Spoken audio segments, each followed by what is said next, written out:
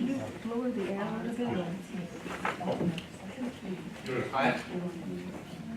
Thank you.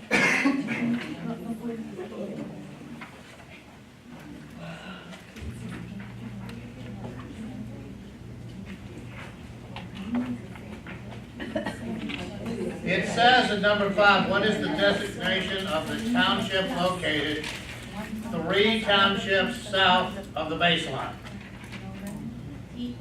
I get lost in her. It says 3 township tiers south of the baseline and 5 ranges east of the principal meridian. Now, which answers are wrong? A and C. Why? Because you were told it always starts with the township material. So you're down to 50-50. And you know what?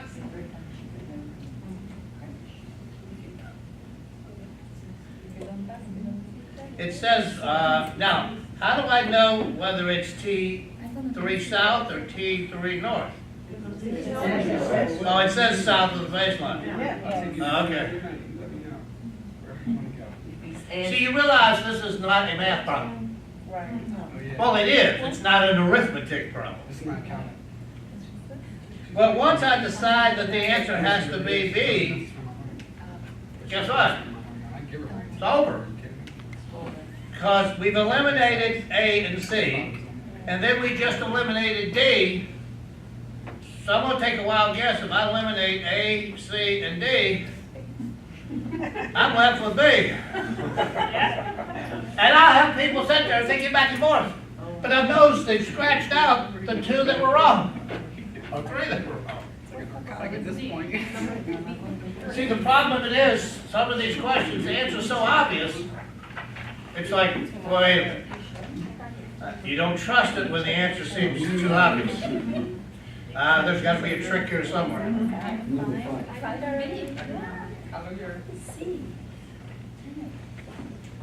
How about number 7?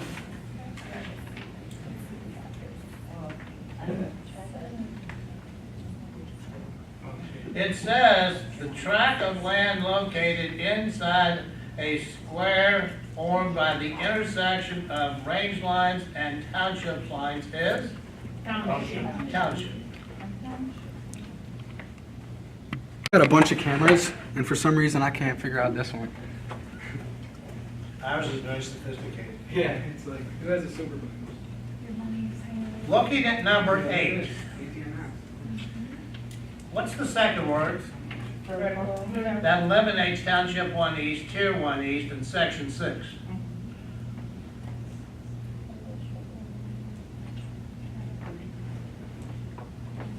Because it's vertical.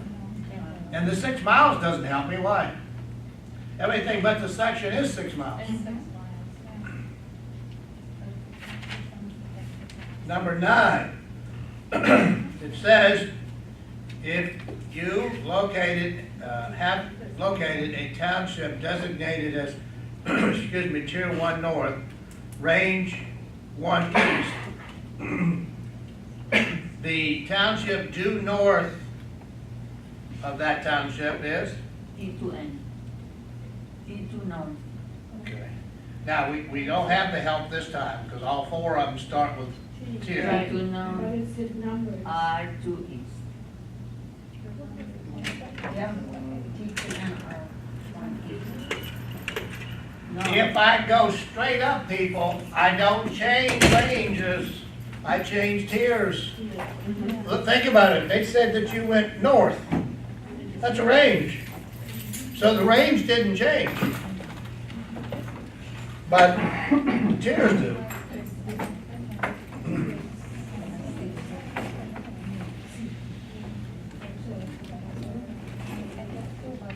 And it's telling me it's the one due north. Well, the next one north, there's 2.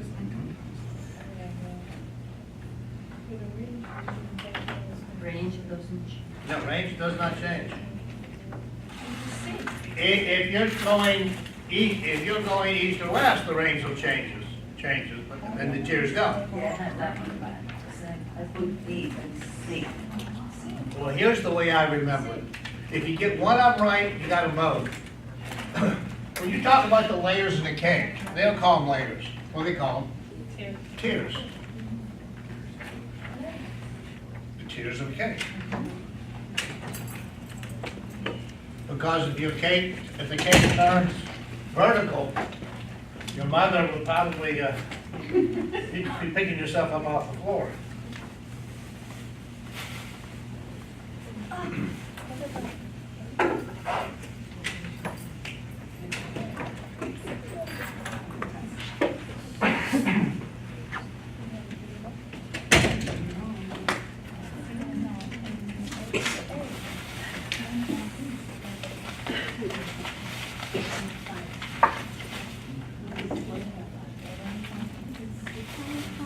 Let's go to question 12.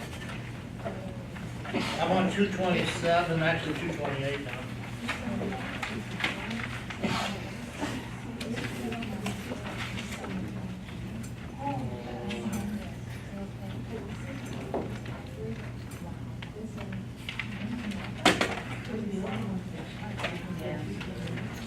All right, number 12 on 228 says north boundary of section 36,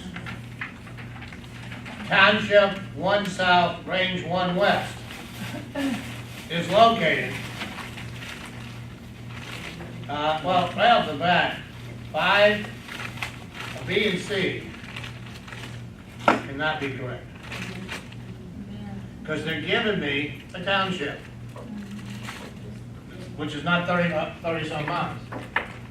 Now, first thing you have to do is this.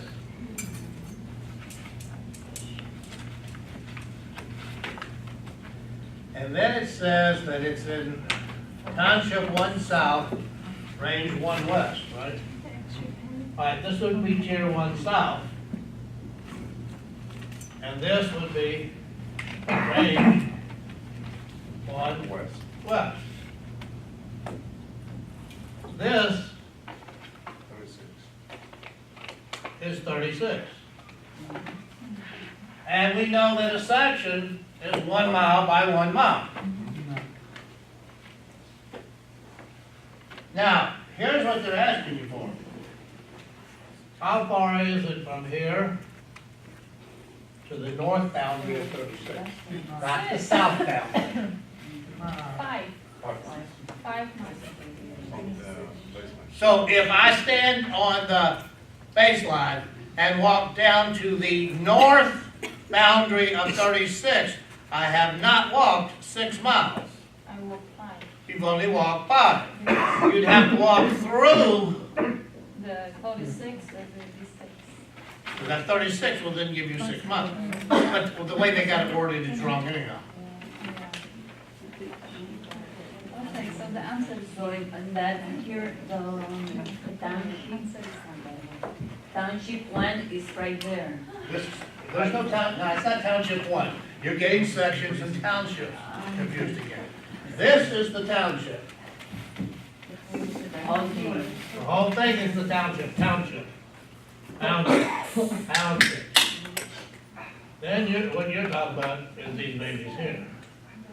And that's 31 and that's 36. Okay. But they had nothing to do with this question. Other than you were working with 36, but the rest of them had no bearing on it. Okay, I still don't get how the default begins to the 25 miles.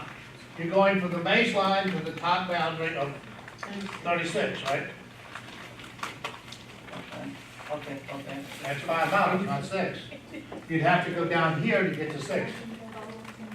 Because the whole thing is 6 miles. So if you pretend that you were walking from there down to the north boundary of 36, So just the that's fact, up 5 miles. just the fact it's right on top of it.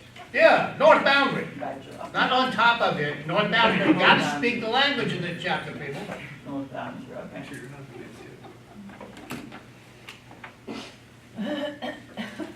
Remember I told you the first thing you had to learn was the two statements I gave you? About the baseline and the principal meridian and the ranges and the tiers? Because you see how many of these questions, it comes into play. It may not be the answer, Yes, but this is. but it's part of the solution. Yes, that is confusing, because I don't know that in this question, just refer to the distance. I thought was the whole thing, counting the spaces and. Well, yeah, but it didn't go the whole way. It went to, see, you're not reading the words. See, the problem of it is, you know what the problem, the math problem is? You focus on the numbers, not on the words. Because north boundary of 36 versus south boundary of 36 takes me from 5 to 6. But if I don't pick up that they're talking about from the north boundary of 36 back up to the baseline, Yeah. I'm wanting to mark 6, but then when I look at 6 answer, or that answer, it doesn't look right. The number's right, but the words aren't. Well, if the words aren't right, good chance neither are the numbers. But you notice that we weren't dealing with 4 answers. We almost immediately did what? Eliminated 2. Because the minute we do this, we know this is 6 miles in here. So that 30-something couldn't be right. So B and C will automatically. Yeah. do that.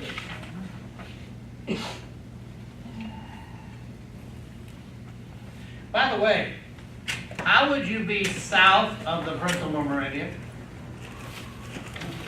Because one of the answers says south of the principal meridian. How in the world would you be south of a vertical line? This is the principal meridian. How would you be south of that? You're either right of it or you're west of it. You are never north or south of it. Well, same thing with the baseline. You're never vertical with the baseline. So you're either going to be south or north. That's why I gave you the notes I gave you. And I said to you, if you don't get that down, the rest of it can become more difficult. You get that down, it becomes very easy. Because it always works the same way. They can change the numbers, but the process doesn't change.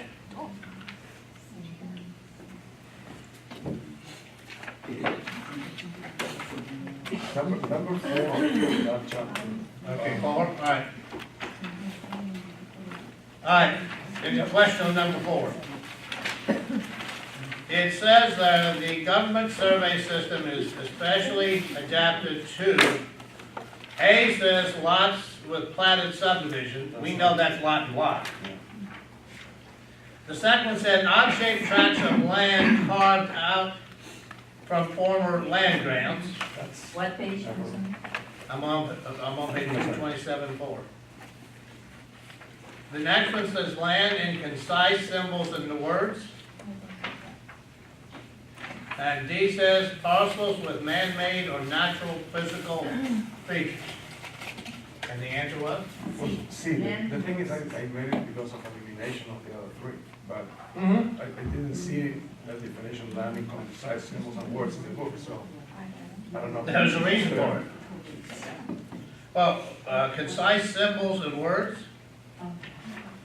Would you say this is pretty concise? Yeah. Agree. And there are words and numbers. But I have to look at the words first, then the numbers. So concise symbols will be. Words. Shapes and stuff you create. And remember, you can create 3 shapes: squares, rectangles, and triangles.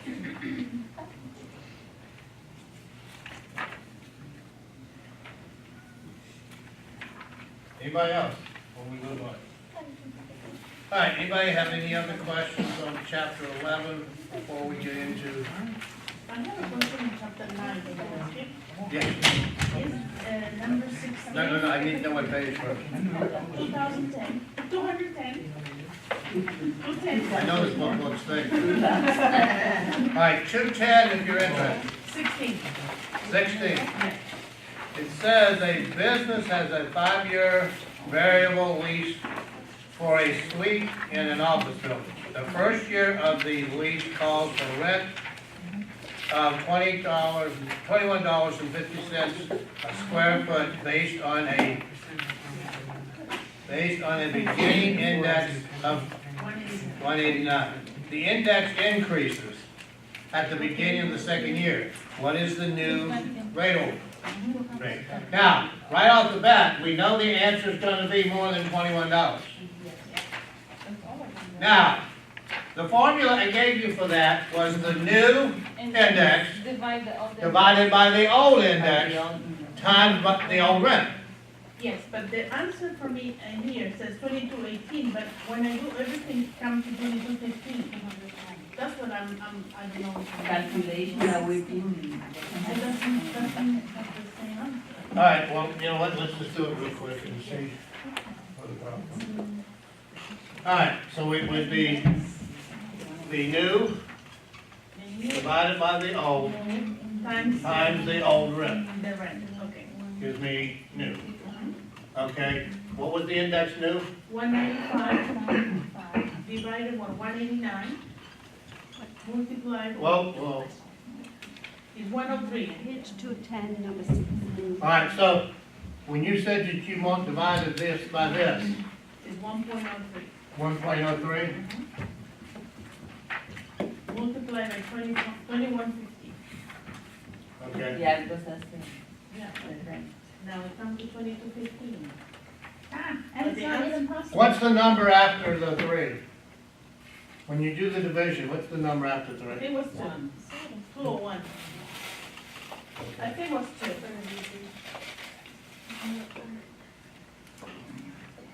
What does this come out to? This is the 103, right? Yeah. Yeah. 1.031.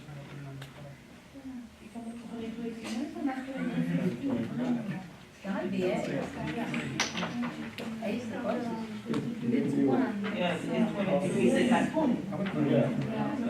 Still have it just in case.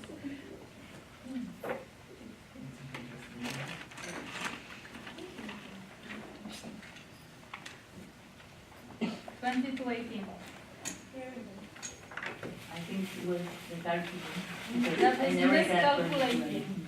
I got the formula, okay? Well, if you followed the formula, you had to come up with a... Yeah. But he That's what I thought of. Yeah. Yeah, if you put the dot at the end, or not, the dot make a difference. If you put the dot at the end, like 195, 195, dot, divided by 189, dot, multiply 1.50. 2218. That's it. Answer is like. It becomes the You calculation. already did. Yes. I have a question on page 40, number 12. All right, give me a second. Are you okay? Are you okay? All right, page 40. 41, I'm sorry, 41, number 19, question.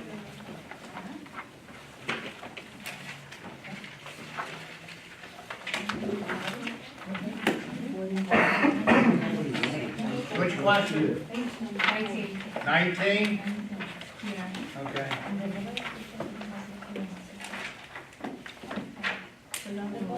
Everybody look at question 19 on page 41.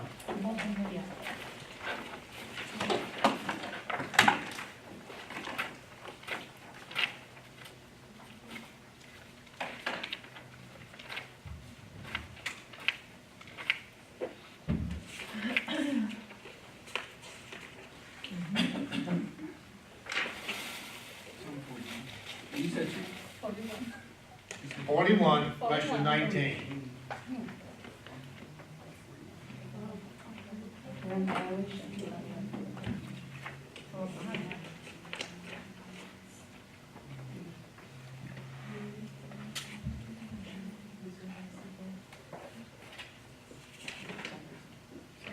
I'd be willing to bet money that the concept in that question will be on the test every time you take it, if you take it for the rest of your life.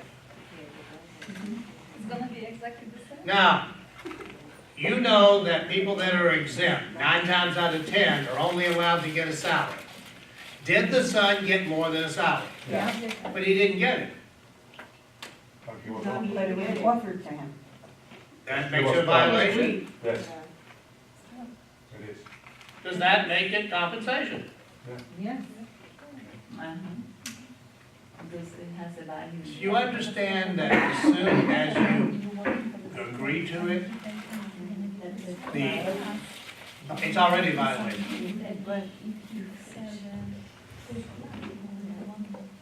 So I have to realize that, number one, we're talking about it has to be a salary only.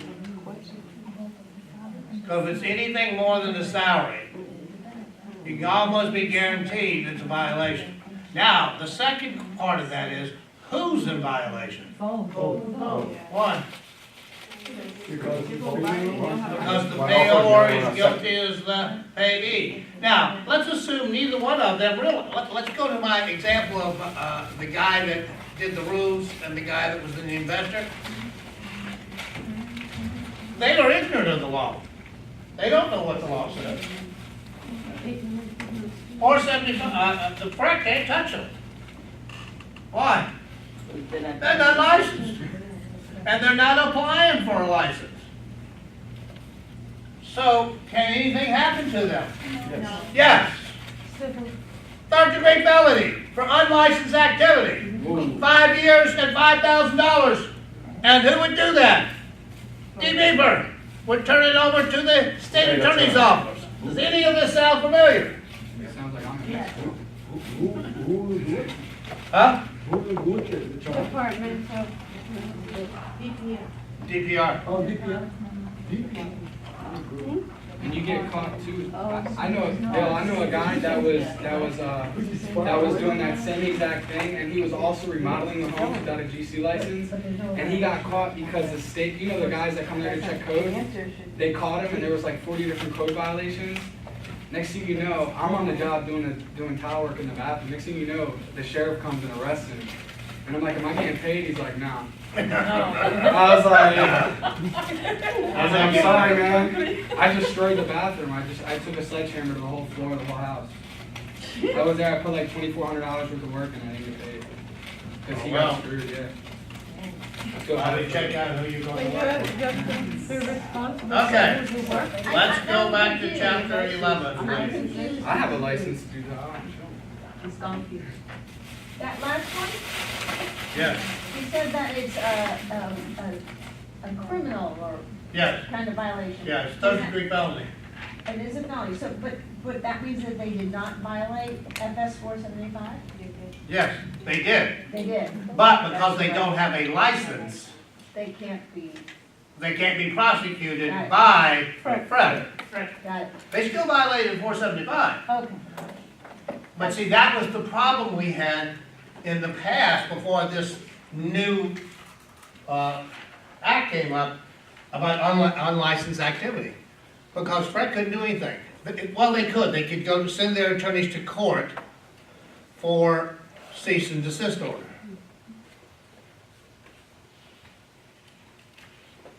Now, yes, they find themselves in jail. And typically somebody like that would be a situation like he talked about, where they're not gonna have one offense. They're gonna have enough to keep them in jail for quite a few years. All right, let's go to 11.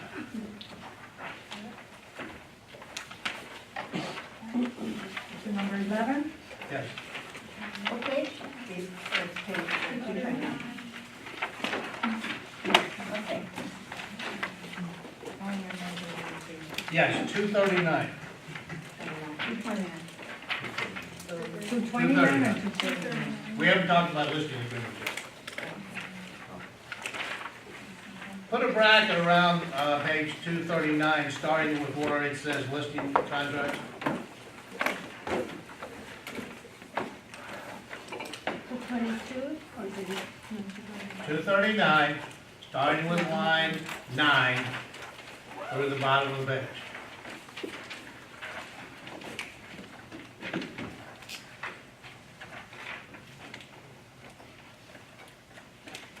Is a listing contract a contract that deals with the transfer or conveyance of an interest in real property? Can you repeat again? Yes.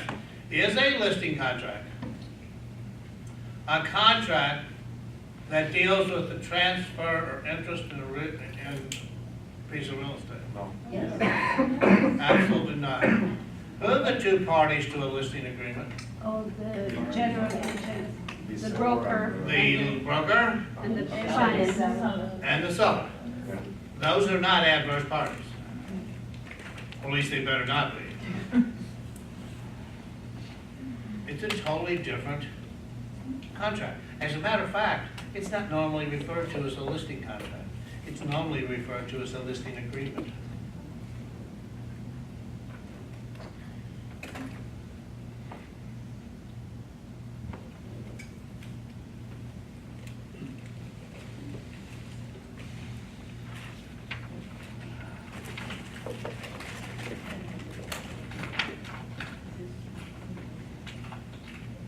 Does a listing agreement have to be in writing? Yes.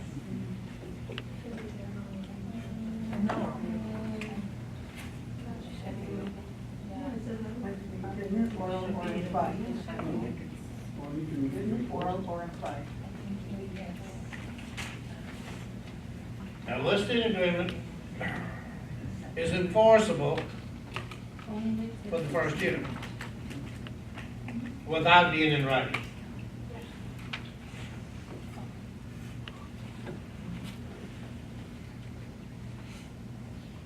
How many of you will be taking verbal listings? I can answer that one for you. 0.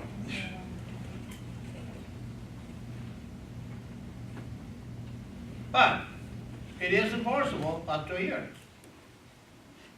All you have to do is prove the terms and conditions, which should be real easy.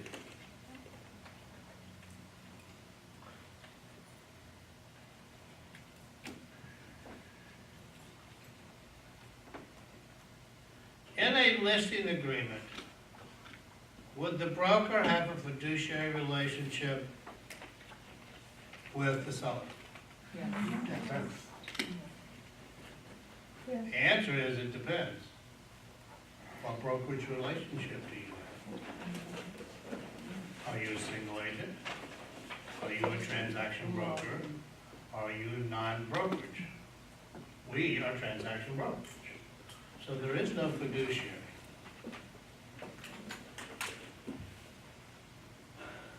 But I guarantee you, if I put 3 agents in the back, or 2, and you watch them work, you couldn't tell whether they were a single agent or a transaction broker. Unless they actually came out and said it. Or they whipped out a single agency notice and gave it to them. But as far as I'm concerned, what I'm gonna do as an agent for my customer, doesn't matter if I'm doing it as a transaction broker or a single agent. It's not gonna change how I do business. It may put more responsibility on me.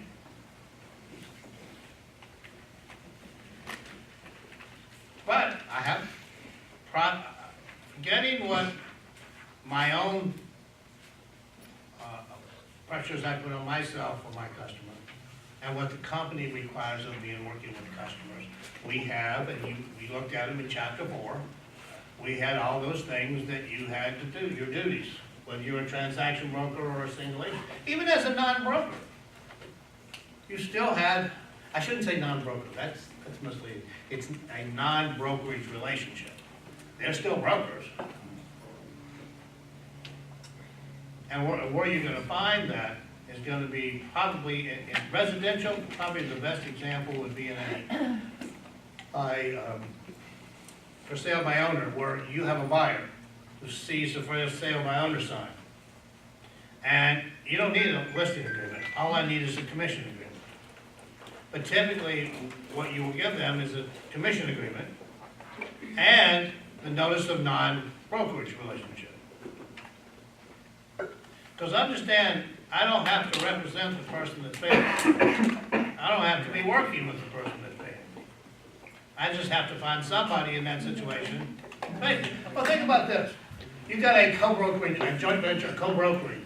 Caldwell Banker has the listing, we have the buyer. You're the selling agent. Well, sorry. Who pays the commission? The seller pays the commission. To who? To the listing broker. Who does the listing broker pay? To the selling broker. So it's gotta go through that whole process to get to you. Now, if you're not the low person on the totem pole, I don't know. But we all know that if you wanna control the situation, you have to have the merchandise. If I have merchandise that the consumer wants, and I'm the only one with it, guess what? I control it. They're called listings. You control the market if you have listings. If you don't have listings, the market controls you. But as a listing agent, I have some serious responsibility in making sure that my seller is motivated, that the property is priced correctly, that the property shows well, and that the time period they're giving me in that listing agreement to get their home sold is realistic.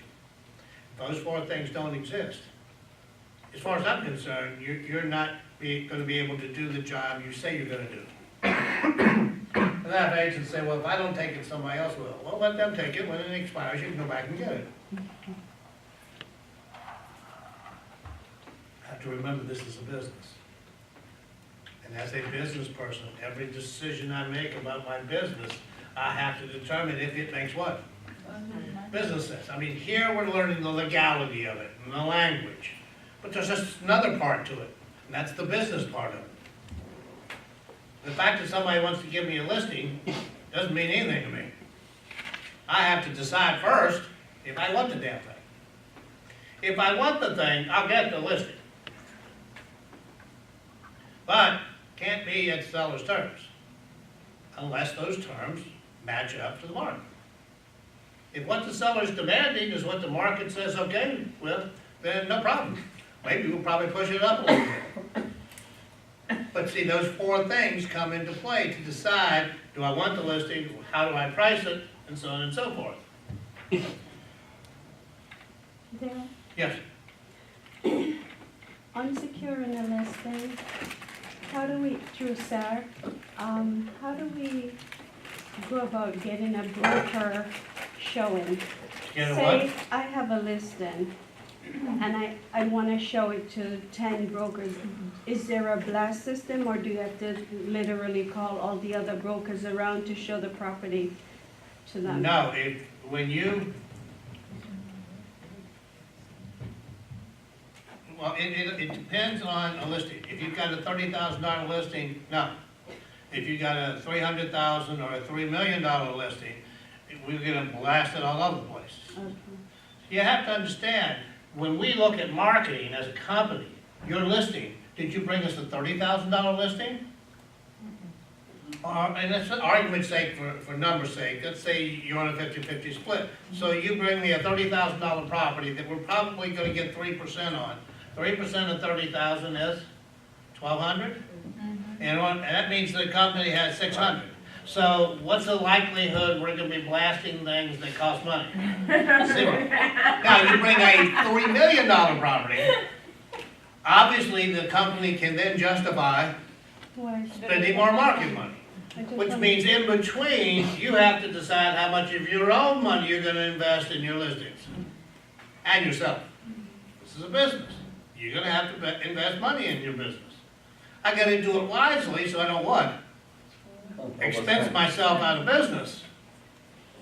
But you can't expect any company, and not just this company, you can't expect any company to just, I think we give you too much money. So what's like the cutoff? What's like the cutoff that you use, that you would blast it? A dollar amount or, It depends. okay. Another question. Does Ben or any of the other brokers, do they have an issue with turning down a listing if a broker or a sales associate feels it's not a good business deal? Is there an oversight of whether you turn it down, does someone else have to look at it? If I was going to turn down the listing, Yeah. I would contact Sarah, or myself, or Gail, who's the other trainer, and discuss it. That's what I And thought. yes, we have told them if they won't, because they basically sliced the listing agreement up, and it doesn't even look anything like the listing agreement by the time these smarties out there get through slicing them up. We have told them that it's up to you. If you want to take it, you take it. We do not feel that it is the type of listing we want. But if you're bent on listing it, knock yourself out. Don't expect the company, however, to lay out a dime beyond what they normally spend for maintaining websites and all the other stuff. But understand that we do a tremendous amount of marketing. I know some agents who are making good money, 6 figures. They don't spend any money on marketing. They say, well, with all the stuff that the company does, if I do my thing and I work a lot with my sphere of influence and I get out and talk to people,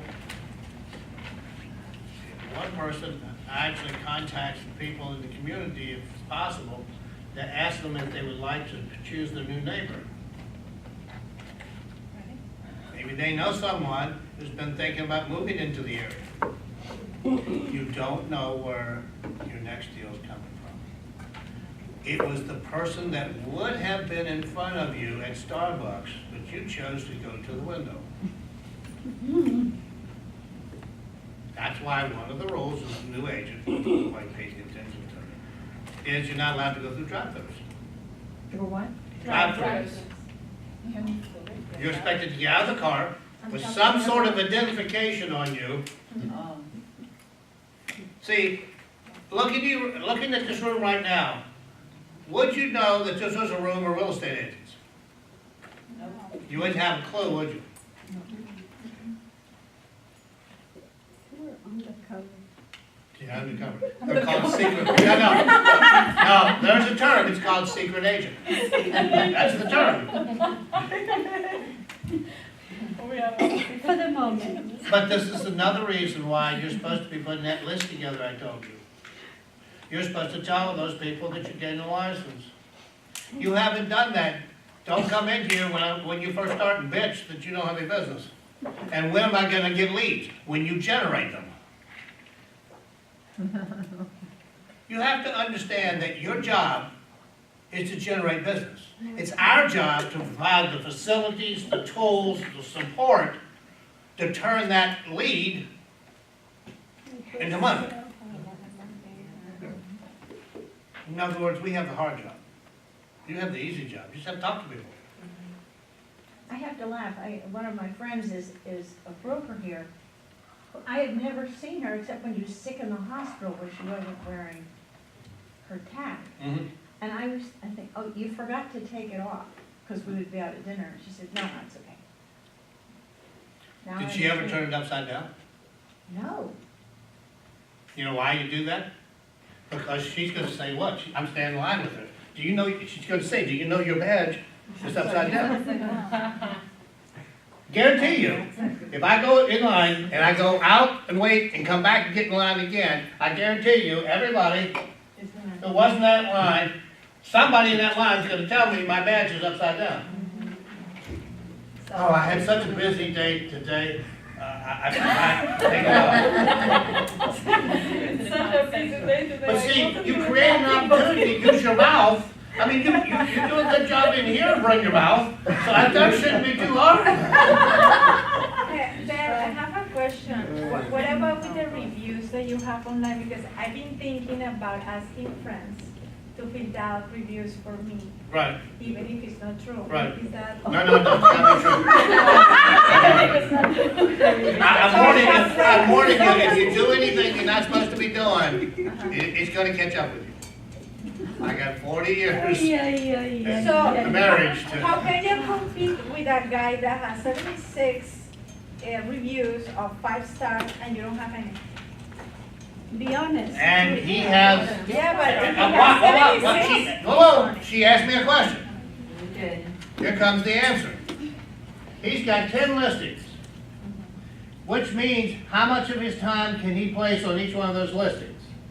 I only have you in this community. Oh, that's great. But that's not really true. She doesn't have any listings. But what was true is I don't have any listings in that community. That way I can put all the resources that are available to me with a company that has 600 and some agents. And then I start rattling off some of the things I'm gonna do. But you have to realize this, as these people get really good, they stop telling everybody why they're good. They just start talking about how many listings they have and how many listings they sold, Yeah, get him. but they don't tell them why. I'll give you, I don't know if I told you the story, but it's a perfect illustration of what I'm telling you. I had a lady come in when I was working for a company, a different company here, doing training and a bunch of other stuff. And she had a business background, but knew nothing about real estate. And she'd just gotten her license. 3 days later, she walks in at 9 o'clock. Actually, I think it was 10. And says, I have a listing appointment at 1 o'clock. I don't have a listing presentation. I don't know how to fill out the paperwork. And I don't know how to do a CMA. Can you help me? And naturally I said, what? Yes. So I did the CMA, took about 2 minutes to explain to her how to explain it to them. And then I put together a little booklet of flyers and stuff and different information about what the company did and all this stuff. And what else? Oh, and I put all her listing forms together for her. So all she has to basically is fill in the price, you know, and go for it. Then she said, I asked him if he had anybody else who was, he was interviewing. And he said yes, 3 other agents. Now, you have to understand her personality. She could not ask who it was. Could not So she asked who these 3 agents were. And he said, blah, blah, blah, blah. 3 ex-students. Multi-million-dollar producers. I'm talking about one of them that year, I think, did close to $40 million of residential sales. So we were talking, well, I thought to myself, she's gonna get eaten by the lions. But I didn't say anything. So she goes out, she does her presentation, goes through everything. She comes back in and she says, the next morning, she says, he said he was gonna make a decision that night and he would get back to her. Well, she kind of pacing back and forth in the office. About 11 o'clock, phone rings. Receptionist answers the phone, and it was that seller. And he asked to speak to her. She got on the phone, and he said, I have decided to give you the list. $750,000. What was interesting is, then of course she couldn't let that be either. She says, Why? with the other experienced agents, why did you choose me? Well, I know your company, I know its reputation. But you were the only one with a presentation. You were the only one that really told me what you were gonna do to get my home sold. You didn't make it all about you, because it's not about you. What I've done is proof that what I say I'm gonna do, I actually do. I don't sit there and talk about all the wonderful things I do, and talk about how I'm gonna get your home sold. And the things that have to be done. And it's basically those 4 things that we talked about. You can build a presentation off of those things. But there's a perfect example of, I don't care how many listings they have. Because in a lot of those communities and situations like that, they feel like they have to list with that person or it won't sell, Yeah. which is not true. Yes.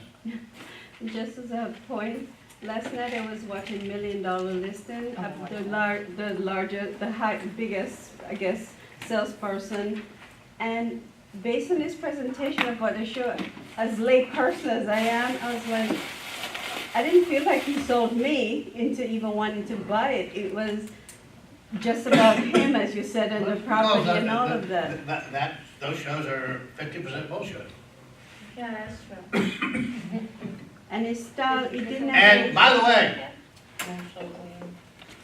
when you watch the one from California and they talk about going to escrow, don't you tell anybody here we're going to escrow. What that means is they're going to contract and they're going to put down escrow. And then closing escrow is when the deal closes. We don't use that terminology here. No. We had an agent the other day who used that term. So we knew exactly what that bull was doing. Stay away from those damn shows unless you're just enjoying the fun of them.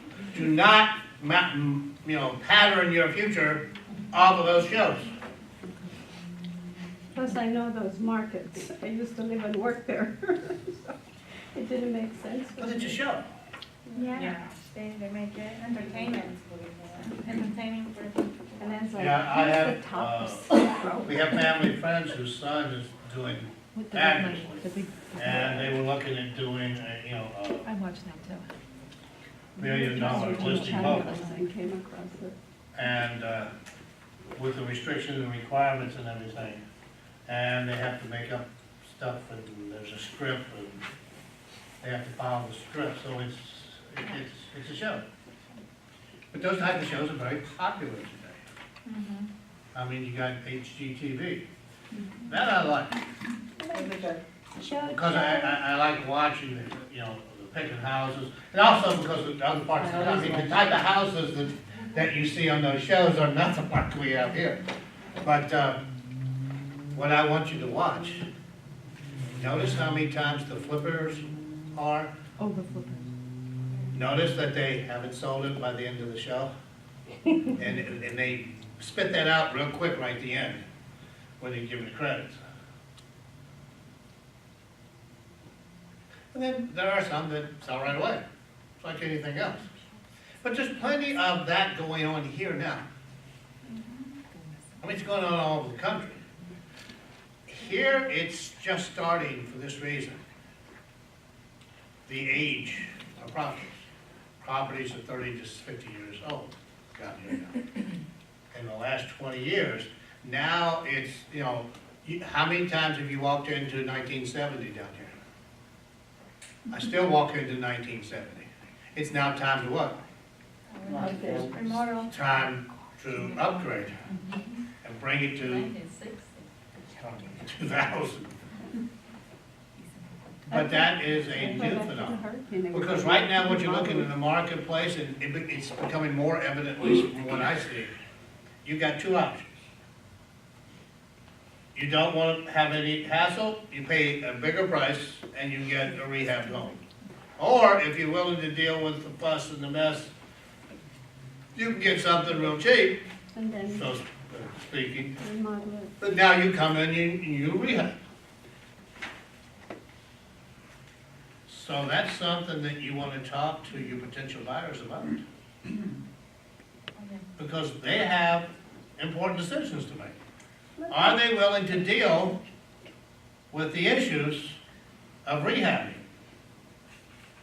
From a standpoint of just dealing with it, but also from a financial standpoint.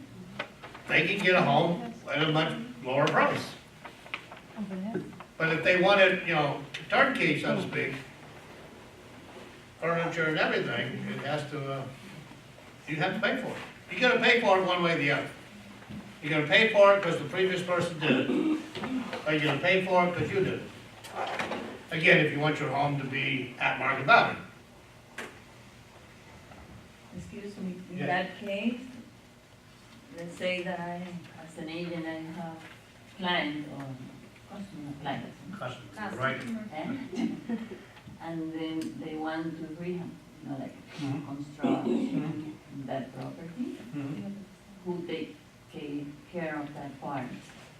I speak with my broker and I explain and everything. No, you go to signature 411 and we have vendor list. In our signature 411, it's like a directory. It's where you can get into the MLS, you can get into have files. Oh.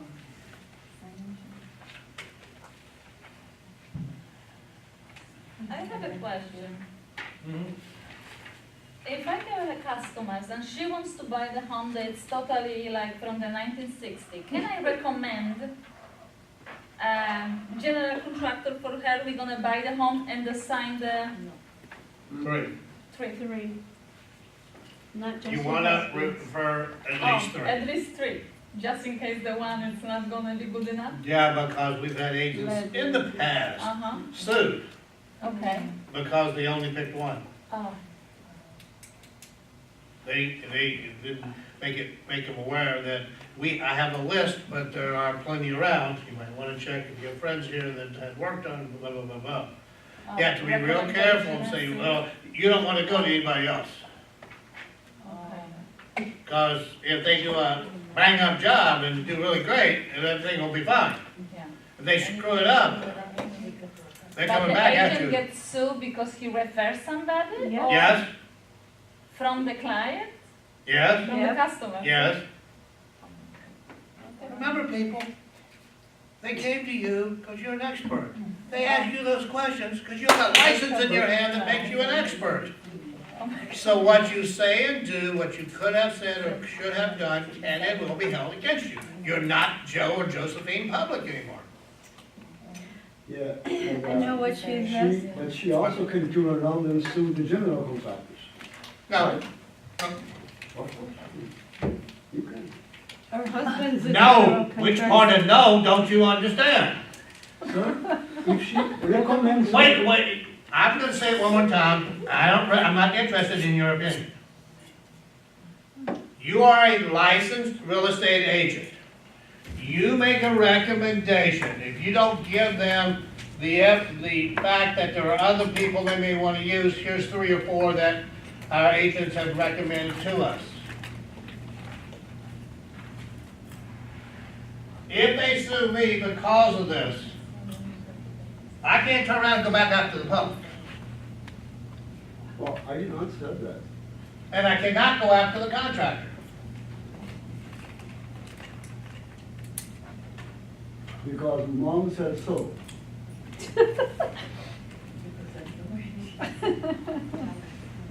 If that's not good enough, it's because 44 years, I said so. So as an agent, if I give 4 recommendations and they pick one of them and it happens to be crappy, they can't come back? No, Unless you're involved past the referral. Oh, like that. Like they gonna do something. What if one of the girls is your son? general contractor. Can you do that? Give them 4 cards and one of them happens to be related to you as an agent? Yes, no problem. You can say go online. Need to tell us. You need to disclose You it. need to put it in black and white. Look at that. And that you're getting compensation from that. No, Right. you're not getting compensation. But if you are, You're not getting compensation. You cannot get it. You can. but with a general contractor, you can. No, No. you're not an employee of them. And your license has nothing to do with what they do. You can just advise them that they can go online too, right? And Because you cannot get compensation, then you do their can go own up. research. What was that? What was that He statement? didn't say anything. Okay. I asked him to start talking because he doesn't know what he's talking about. But I've come to the realization he can't help himself, so that's just what it is. You want to see what you want. And how is the process if you're buying the house that's under construction with the general contractor? You have, well, for example, if you went over to the bridges The bridges, yeah. and you went to buy a home, they have their own contract, which is about Yeah. long. And our role is basically to get them in the front door. Yeah. And then we get the hell out of the way and let the salespeople there sell them on the place. Now, from that point on, I open up an app file, I get a copy of the contract, and I just follow the process through. There'll be a sales associate that we work with. Once it's under contract, whoever's the title work's gonna be done, contract, so it's pretty much the same.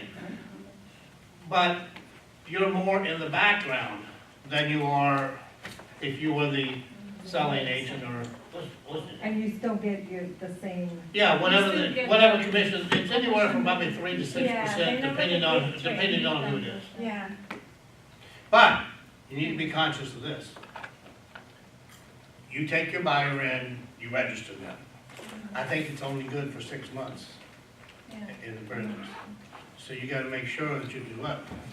Before the end of that 6 months, you gotta go re-register them. Now, back to listings.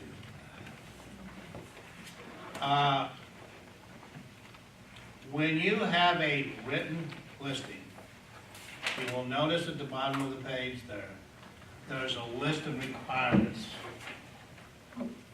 Right at the bottom of 239. It has to have a definite expiration date, which means it cannot automatically renew itself. You have to have a description of the property. Why? So we can identify what property. We have a listing price and terms. Terms, cash, FHA, PA, conventional, depending on what's applicable to that community. Broker's compensation. And then the signature of who? Owners. Of?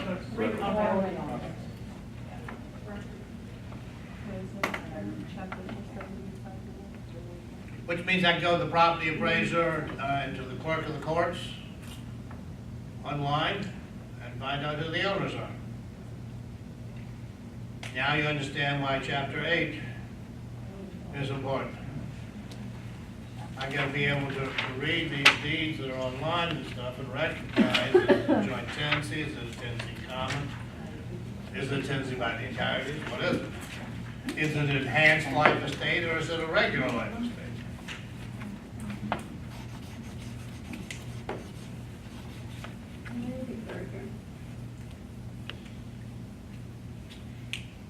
Dale, I have a question. I just bought a condo today. I closed it. Mm-hmm. And when I closed it, I talked to the title company, and I said, okay, so I filled the paperwork saying that it's gonna be my homestead home. Mm-hmm.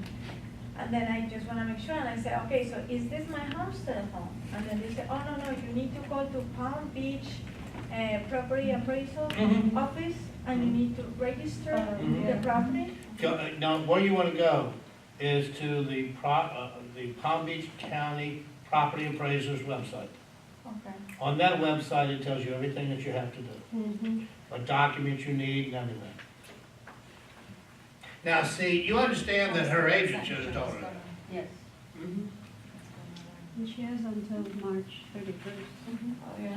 But she's going to do it right away. Yeah. Because what will happen is, she'll realize it on March 1st.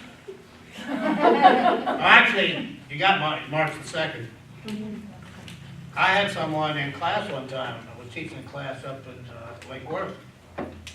And they had a home in that area for the last 5 years. Never filed for the homestead exemption. They didn't know it existed. I said, did you buy this property from an agent? They said, yeah. Do I need to say any more? That agent just cost that person a lot of money. How many referrals do you think an agent's gonna get from that person? None. Well, especially now since they have what? A license? I didn't use an agent. No? I was a developer, so I went straight. It's okay.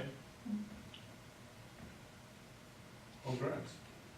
Yay. Do you have anyone that's, has a real estate license? Anyone what? Family members or anything have real No, estate? I had a friend in Miami, but then I did it with KB Homes. They told me, no, Juliana, don't worry, let's just do it straight, and they gave me an Of course incentive. not. You know why they They said don't that, have though? to pay. They don't You want don't have to to. pay, you don't have to pay a commission. Yeah, More money in but their you know pocket. what, they gave me a 15,000 incentive, Mhm. because it was before October, you know, they closed the Yeah. cycle in October, so they gave me a 15,000 incentive, so I'm like, they helped me a lot. I mean, I could do both, I guess, but I was kinda short notice, and I didn't have anybody that could help me, giving me part of their commission towards the. Which tells me that as a new agent, I should probably be visiting the new home sites in my area. Everywhere.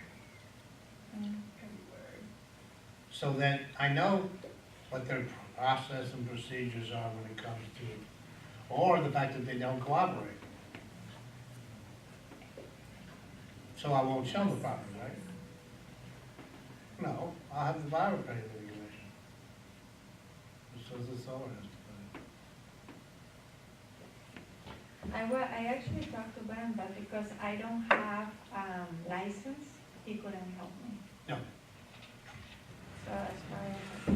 Nope, that's why I was asking the client, well, I knew you didn't have a license. Does the broker have to sign the listing agreement? Yes. Yes. Show me where it says that. Oh. No. Well, I guess the associate. You guessed. I asked you to show me where it says that. It doesn't say it. It doesn't. We However- represent the broker, don't we? However, Ben's not gonna be signing listing agreements. You are, as the authorized agent of the broker. Yes, that we are norm, yeah, I know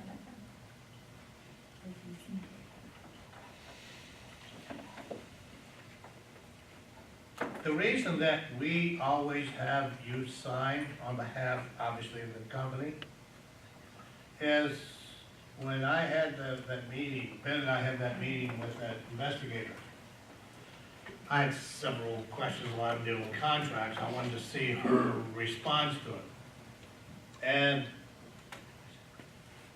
I asked about the fact that listing agreements don't have to be signed by the broker.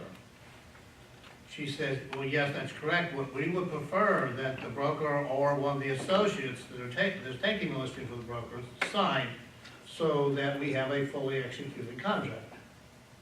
That was a suggestion. Guess what? It's not a suggestion anymore. I learned a long time ago, the investigator comes in, and I mean, fortunately, she didn't come in because somebody filed a complaint.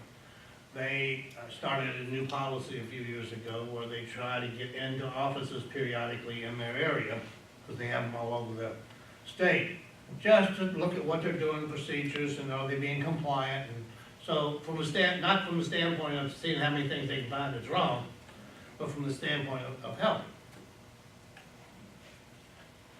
So she said that, you know, my bosses recommend that we tell you that you should sign the listing agreement. That's why we have you sign the listing agreement now. Acknowledging the fact that there is a legitimate contract between the two. But technically, you don't have to. But like I said, when Mom makes a suggestion, it's not really a suggestion. And they've been known to, making suggestions, they've been known to come back to see if you paid attention. So a lot of the things I tell you here seem to go beyond what the book says. Well, that's for a reason.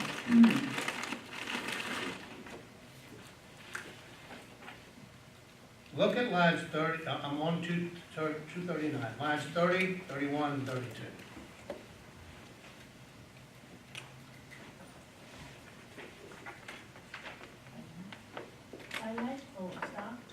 highlight it, but don't start.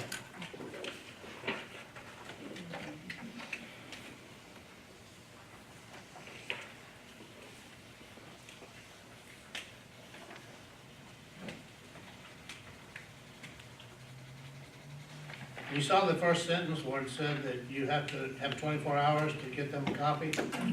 That doesn't mean it has to be in their hand, it means it has to be on the way. So let's say you were doing it in snail mail. As long as you did it in 24 hours from the final signature, you're okay. Of course, in today's world, for the most part, we're not gonna be snail mailing it. We're gonna be either sitting in front of them and hand them a copy right there, or we will email it to them. Depending on how sophisticated you are, you may text them.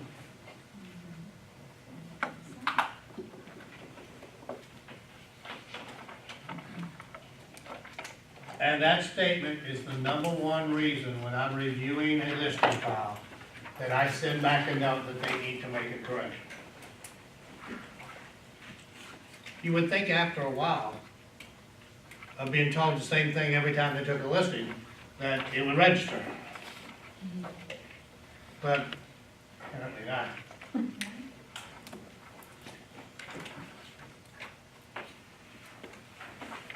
All right, page 240. Let's take a look at the different types of listings. I want to start off with the three that are in the gray box at the top of the page. The open listing, the exclusive agency listing, and the exclusive sale listing.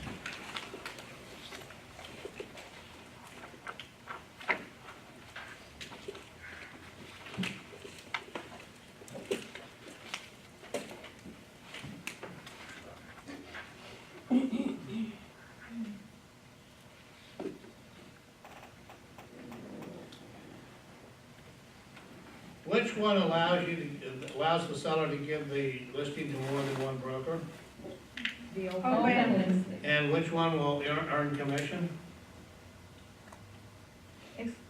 Exclusive rights of No, no, in the open listing. I'm asking okay, I'm a question. sorry. In an open listing, who earns the commission? Whoever sells it. Whoever performs.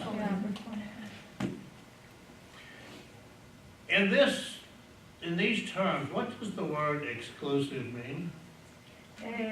Just one.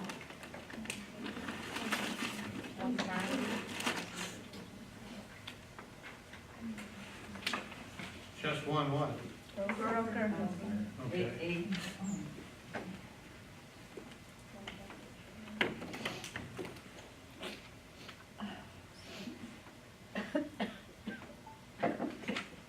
So, what's the difference between exclusive agency and exclusive right of sale?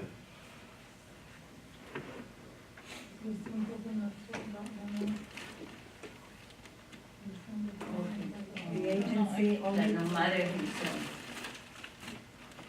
With the open It doesn't listing, have to this is be only by the the one owner. broker who sells, I wanna. no matter who sells. Which one says that the listing broker earns commission no matter who sells it? Exclusive right of sale. Exclusive right of sale. Which one says that if the seller sells it themselves, they do not owe the listing broker a commission? The exclusive agent. That's the exclusive agency. That's what makes the difference. So we want to stay away from that type of.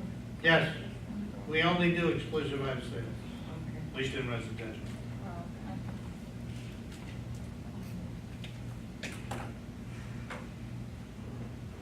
I think in there somewhere they use the term procuring costs. How would you describe procuring costs? Could you repeat what that is? What procuring costs is? Procuring costs? Is that related to maybe advertisement, everything you did to try and No, sell? No? Procurement. It's money. no.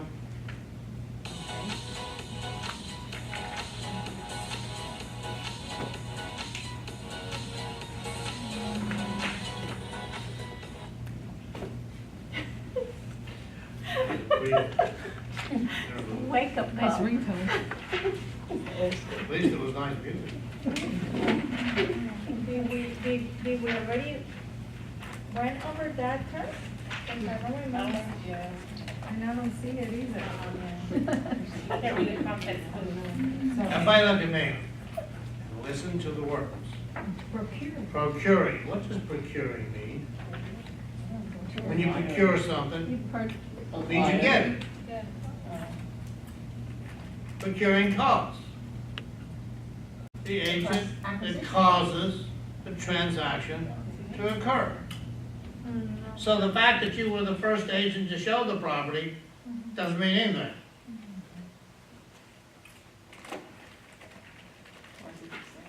For example, let's use an open listing for this example. Broker A shows a property to a buyer. 3 days later, broker B shows the buyer the same property and writes an offer which is accepted by the seller. Which broker, if either, is entitled to commission? Why not A? Because the fee is accepted. A only shows. We close Yeah. the Oh, so you're telling me showing doesn't translate to procuring? Not in No. this one. Okay. No. It has to be an acceptance. Yeah, you have to have a contract. That's an open, that's considered open. Open listing.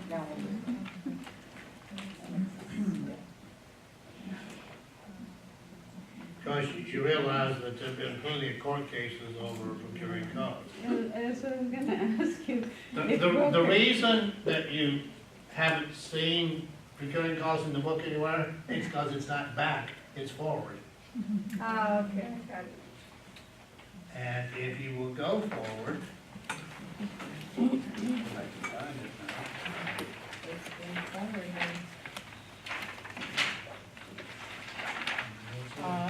it's on page 242, starts with line 26 through 31, actually 33. Oh, here it is.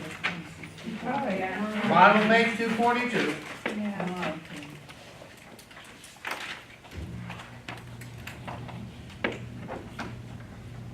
Do we highlight? Yeah, only because the term is important, it's not a star. 26, line 26.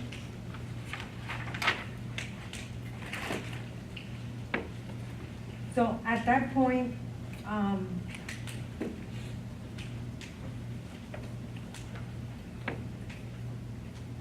so the person, the agent who causes the transaction, but what if you listed it like it says here with another broker, how is that? Are you looking at exclusive right of sale, or are you looking at an open? Oh, If you're talking exclusive right of sale, and let's assume that we have a 6% commission, and they sell it to another broker, they owe us 6%. Regardless.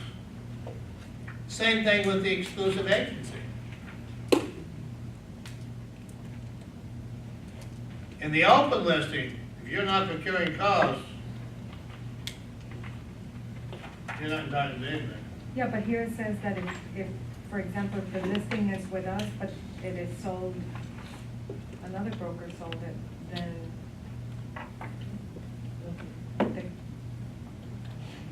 Which one are you reading? I'm reading page 2. No, which one? Exactly. Which listing are you? It says to be, I'm still on procurement. Okay, go ahead. It says, the broker must have started a chain of events that resulted in the sale, I got that. The person whose efforts caused the parties to enter into a contract is generally considered the procuring cause. The broker who has a current listing agreement with the seller is not necessarily the procuring cause. That broker may be entitled to a fee, that's what I was referring to a fee. It's not necessarily half of the 6% or Yeah. half of the 3, it is? No. It's kind of like what, a referral fee? But see, it depends on which listing it is. Okay. If it's that statement is pure fact, if you're talking about an open.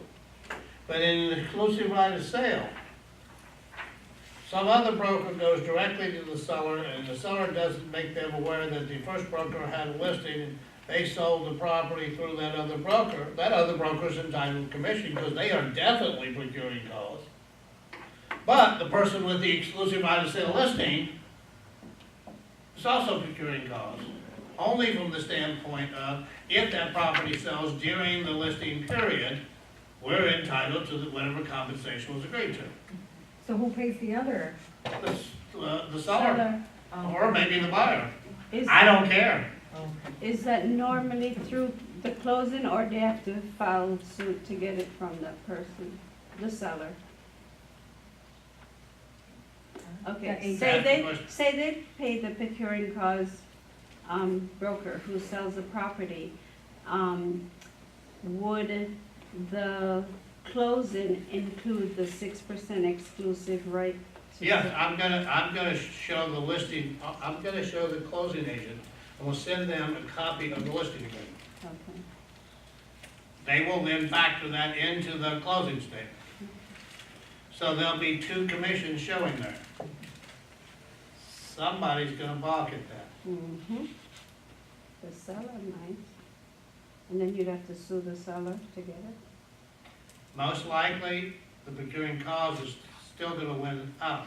We can't stop closing because we're not getting paid. Oh. Why? It's not our contract. Our contract between the buyer and the seller. Okay, the procuring cars, are we talking about two brokers? So okay, for example, let's just say the seller started. Now, wait a minute. You're gonna ask me questions. You gotta tell me if it's an open listing, an exclusive agency listing, or exclusive right of sale. Because the answer is different for each one. This is just Because that's why it's defining, confusing, that's where I was gonna go with my question. Okay, go. So, for example, right now you said procuring cars, so from what she said and what we are reading now, it says the broker who has a current listing agreement with the seller is not necessarily the procuring cause. So in other words, let's just say I'm a broker, right, I start the contract with the seller, and the seller change he or she or her mind, that they wanna go with a different broker. Does that mean that since I was the original broker with that seller, and she decides to sign the contract with a different broker, do I still get paid because I started that contract with them? Yep. All right, that was my question. I If it have a hasn't question. expired. Also, it says that the one that is entitled to the procuring cost is the broker who brings the buyer. Mhm. So it's not the seller, it's the one that brings the buyer. Right. Okay, so that is the person that is gonna receive. Mhm. That's why we have listings. Because you're right, in most cases, as the listing broker, I'm not, by definition, the procuring cause. The selling agent is. I didn't sell the house. Joe Smith from Caldwell Banker sold the house. So, and you received a half of the commission. Whatever. That part's irrelevant.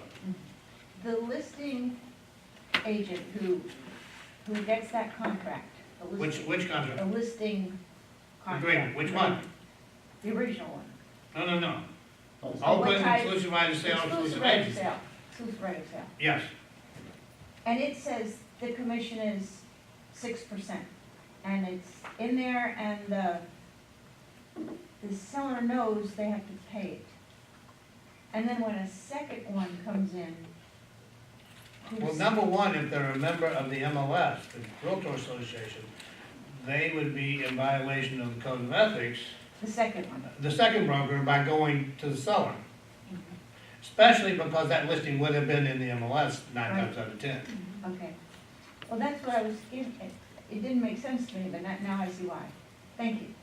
If for some reason they missed it on the MLS and the seller did not disclose to them, that negates any liability to them? To who? To the second broker that sold the procuring?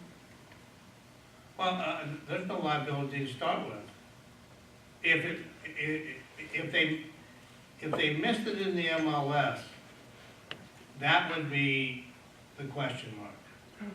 But let's assume that they hadn't put the listing in the MLS. Yeah, the seller said, you know what, I want to wait a few days because I want to do a few things to the house before we put it on. Okay. So, the agent may have had this signed listing agreement, but has agreed to hold it back off the MLS and not show it for a few days. Well, during that few days, the second broker shows up, Okay. Oh, to fit into the illustration. right, that makes sense. Now, obviously, if the second broker brought a buyer who got the seller to sign a fully executed contract, they are definitely procuring costs, because they for sure brought the buyer. The reason that the first broker is entitled to commission is because they have a listing agreement that says so. Are all our contracts exclusive? Right of sale? Right of sale? Yes. So in that case, the one that signed the contract of listing the property, because he already has that contract, and the buyer, and another one brings the buyer, so that means See, that in normal circumstances, that person would have gone to the listing agent and made the offer through the listing agent. Exactly. And then the listing office would earn the commission. They would share it with the With- selling exactly, office, that is based right. upon what it says in the MLS, 2%, 2.5%, Exactly. 3%, 4%, whatever, that's in the MLS, that says you as the, actually as the procuring cause, the selling broker, we agree to give you X amount of Or dollars whatever, yeah. for bringing us a buyer. Okay, yeah, perfect. So there's a lot of factors that come into play here. And right off the bat, the type of listing. If I had an open listing and that happened, the broker procuring cause would not be the one with the listing. It's to whoever sells it. But, whether or not, in the exclusive agency or the exclusive right of sale, I don't have to be procuring cause. Now, as. Why? Because regardless of who sells it. Yeah, yeah. Because I already got a contract that says I get paid if it sells. The only catch in those two, the two exclusives, is the exclusive agency says that the owner sells it themselves. Okay. Okay, so no matter what, you as a leasing agent, the important thing is to sell it. I mean, if you bring me the buyer, perfect, because you just want the cash flow to, As long as I've got a listing agreement, yeah. bring on your exactly, buyer. Exactly, The sooner the better, yeah. unless I happen to have the buyer. So you kind of Then make don't more bother. money by having listing properties, right? Hmm? Yeah. That you make more money by having, Well, let me ask a question. In a business, if you have all the inventory that the marketplace wants, who controls the marketplace? We say the market does, but guess what? I'm driving it, because I've got all these listings. Now, in that case, because the demand and offer, like in regular business behavior, that will affect in somehow that, because sometimes it's buyer market, sometimes it's seller market. Called supply and demand. Exactly, so depending on that variables, everything moves But see, around. that's part of what I have to look at as an agent when I'm taking a listing. What's going on in the marketplace and how is that influencing this one property? So, there's a lot involved in this. But generally speaking, you have, the broker has agreements depending on the MLS, with another brokers for the commission, despite of the type of listing. Well, the MLS, number one, does not accept open listings. They prefer exclusive right of sales.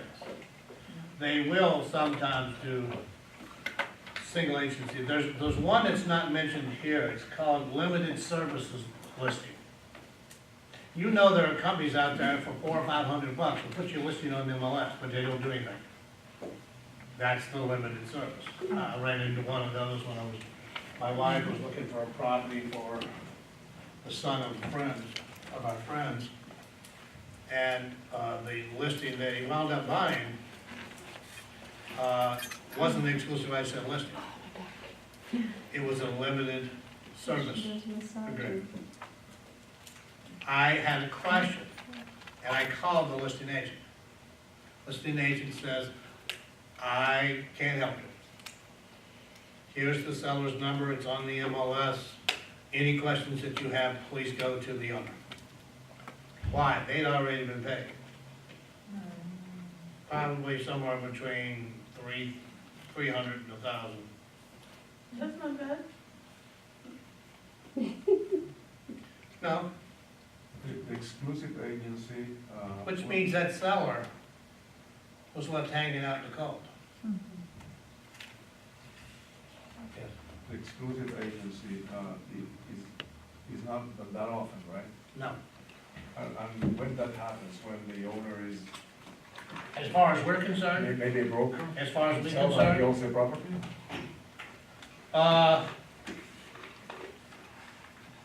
I've seen it in a for sale by owner situation, or in a situation where the owners had 3 people look at the property. So it's kind of a modified type of single, exclusive agency. And we'll exclude those people from 15 and 30 days. So if those people show up in those first 15 days or so, then they would be exempt from the listing, and the seller could sell the property himself.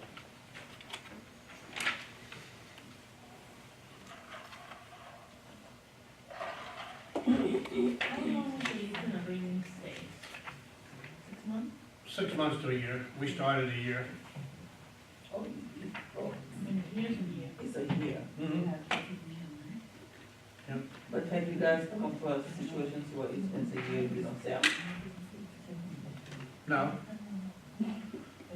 The reason we make it a year is if we have to negotiate it down to 6, we're still most likely within the.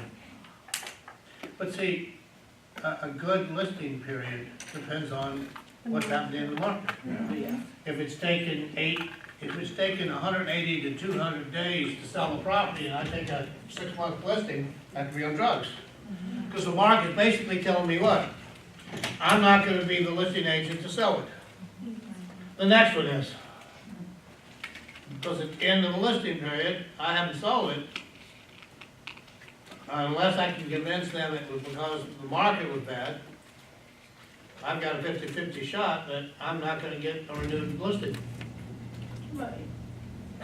I have a question. If I have a property and I decide for any reason that I don't want to sell it anymore, I mean, my customer wants to put it in hold.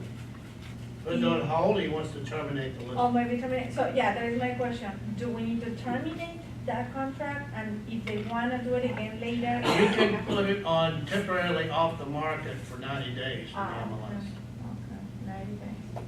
Because we've had situations where sellers have realized that they should have done some rehab. And they get to pricing things and talking to contractors and stuff, and they realize that they could probably add 10, 15,000 to the value of the property if they do X things. And so they'll want to pull it off. I don't want to give up, I don't want to terminate the listing. We'll take it off the MLS for 90 days. What if the customer wants to terminate? Not his decision. You do understand that the listing agreement is not written to the favor of the seller. It's written to the favor of us. Yes, So the seller has to pay you if they change their mind? Not to sell the has to property? do what, I'm sorry? Pay you. The seller has to pay signature property if, let's just say they'll change their mind, they don't wanna Yeah, sell the house anymore. anywhere from $1,000 to $5,000 Wow. termination fee. We may have procurement costs. You said that sometimes the market, the average house is sitting for 180 days in a bad market. Right. I always assumed that if you had the right cost, Oh, yeah. it would occur. And the only reason it's taking 180 days is because the price is too high. Is that wrong? Yeah. Or there are things going on in the marketplace that are just preventing consumer. I mean, like when we had all the issues with the financing and stuff. Mortgage. You know, the marketplace went down, that's because everybody's scared to death. because they've seen what happened to their friends and everything else with short sales and foreclosures. You'll notice you don't hear a lot about short sales and foreclosures lately. They're still there, but the mad rush is over. Because I have people, agents a lot of times who also want to be investors, and they're talking about foreclosures. They're no big anymore. The banks have sold enough that now they're not going to be giving them away. They expect to get market value for them. REO. Yeah, do you have? Our recruiter, she sits right around the corner here. Up until the last 2 or 3 years, she was doing foreclosure and short sales like not to be believed. She said it just kind of died. She says, I'm not pursuing it anymore, it's not worth it. It's just too much involved in it. I have a question. As a broker, do you guys have any criteria in order for accept a listing? I'm gonna give you an example. Let's say, as a seller, I give an agent my property to be sold, but like the market is not in my favor, so it's staying for 180. But then it could be also that the house needs improvement of some sort. So is any criteria that you guys have in order to accept a house as a listing representing your company? So it has to be motivated, it has to be priced right, it has to show well, and it has to be listed for an efficient number of days to get it sold. So show well means that it needs to be in good condition. Yeah, I walk in and buy 1970. So, okay, cool. So With the harvest gold, well, some of you don't, never mind. I just realized something. You're dating yourself. Yeah, I'm dating myself, why not? But there's 2 or 3 In the of us that actually know 70s, that is. harvest gold was a popular color. Refrigerators, everything. So if you see a gold refrigerator, you know those people have not upgraded since the 70s. Yeah, is that the green color? I have a question. What about if you have a listing and they have all the conditions, the house is good, but probably the market in that area doesn't move? It stays for 2 months, I don't have any offers, nobody wants to do it. Can I modify? Can I upgrade the price maybe for more attractive? Yes. Take it off for a few days for the MLS and looks like a new one, something like that? Now you have to be careful doing that. Okay. You What know, would happen? what they did is they would let the listing expire, and then turn around and relist it, so it would kick over the days on the market. Not anymore. Because it's a lie. It's now been listed for 100 and 200 days. But the way it used to be, the days on the market would start over if you let it expire and got a new listing. How long does the listing usually last? Does it depend on the listing? We start at 1 year. So after 1 year, can the client say, okay, you know, you're not moving with the property, can I just? It's a contract like any other contract. If it expires, So you can come out of it, yeah, where you don't have to pay yeah. that $1,000. Let me ask you a question. Who does she sound like? The person that she's here to be, or the person she was before she got here? Because she's not talking to me like an agent. Because no agent would talk like she's talking. Well, I mean. But it's you need important to know. you understand that it's important to understand the difference of playing seller or buyer versus playing agent. You have to start learning to play agent. I'm getting way too many questions about personal things. I'll be more than glad to help you. I work at $200 an hour. Wow. And that's a discount to you guys.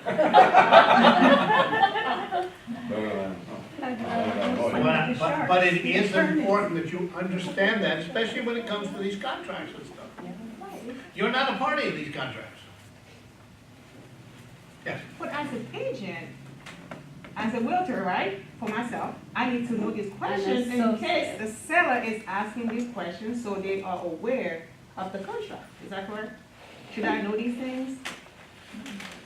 You mean, should you go through the contract with them before they sign it? No. Well, I feel like As much as you. I know I'm not gonna be the one signing the contract. It's gonna be the broker. No. No? You must have missed that, you must not got The here before I sales, did. You want the person who's we're signing. signing No, on you as the behalf. agent sign the listing on behalf of the company. Ben doesn't spend his day signing. And so busy. I'll just take some money.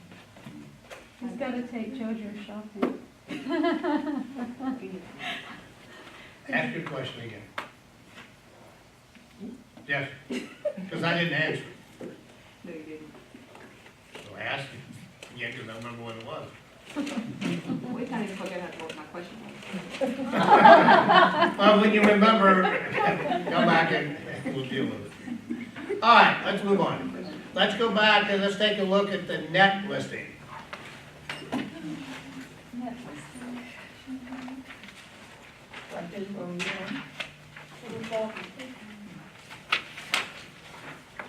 Page 240, line 25. We didn't highlight the record or anything? On the listings, Net listing? on the listings, No, yeah, on the that was, listings. but on the listings, the exclusive agency listing, lines 10 through 16 on that page 240, has a star. There's one thing that you have to remember, or actually two things you have to remember about exclusive agency listing. Number one, only one broker has the listing, and number two, if the seller sells it themselves, the broker's not entitled to commission. Other than that, you got it. So that would be the case for a sell by owner, kind of? Or not? No. For sale by owner, that's a listing. It's just excluding the seller. Okay.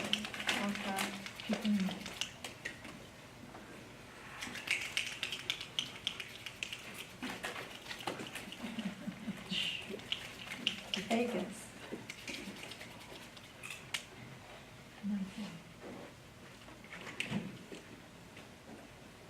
Oh, I ran out of ink, my love. Net listing, that's.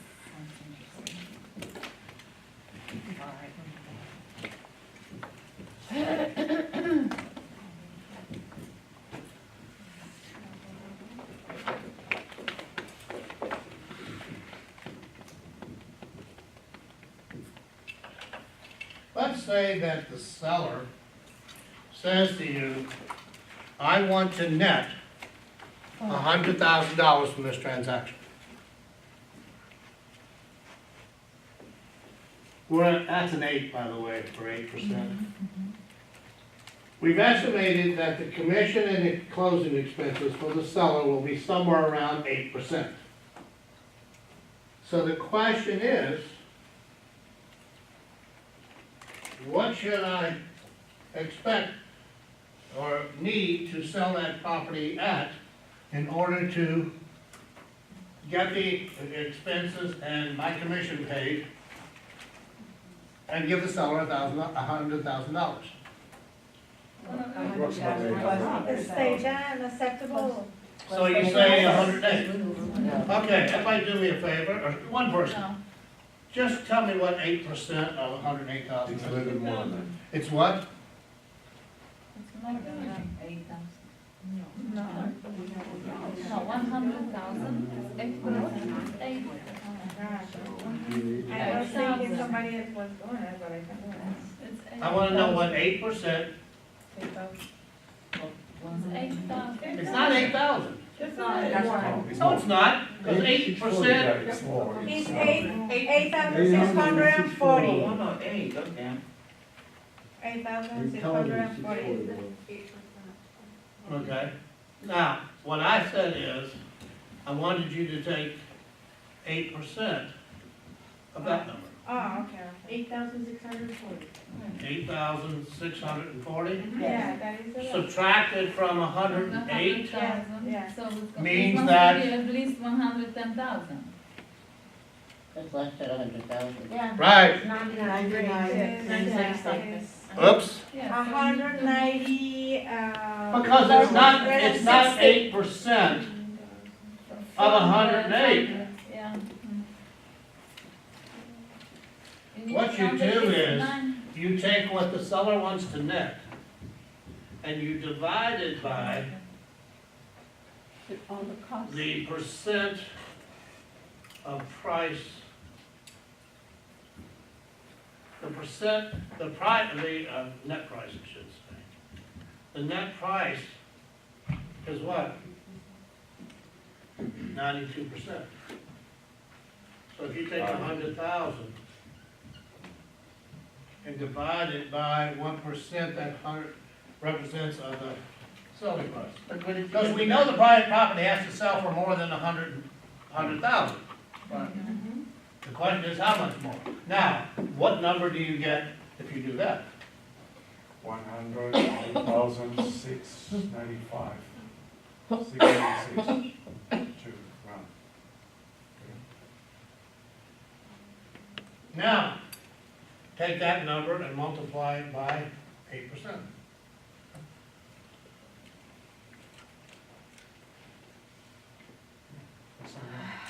I think it's 8,696. Does it give me at least 100,000? Yeah. No. Yep.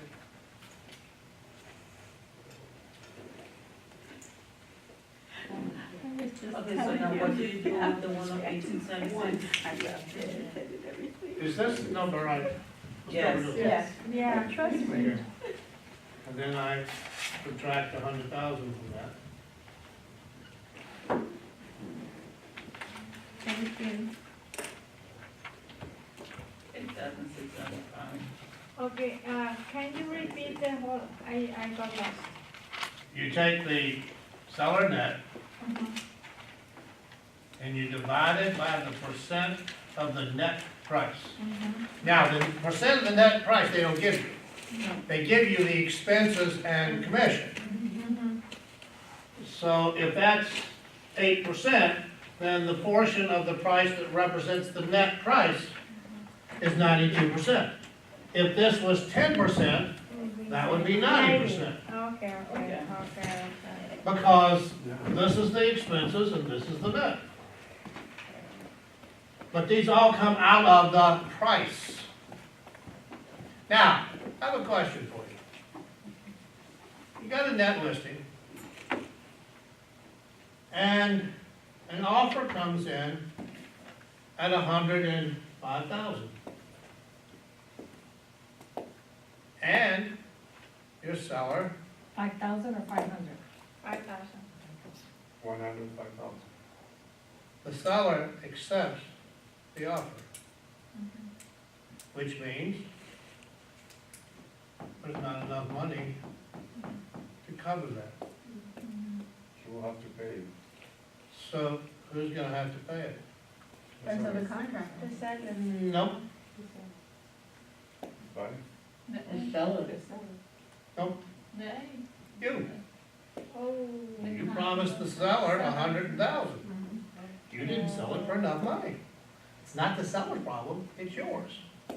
Even though the That's seller- why, so guess what? I have a solution to this problem. You don't know. I'm not gonna present the offer. We'll hold it for 2 or 3 days and tell you that the seller rejected it. That one. Can't do that. Can't do And that. tell the buyer that the seller rejected that. I can do anything I feel like. That's what this group basically tells me every day. That violates the If contract. I don't think it sounds right, I can do it my way. That's it. That's why most states have outlawed net listings.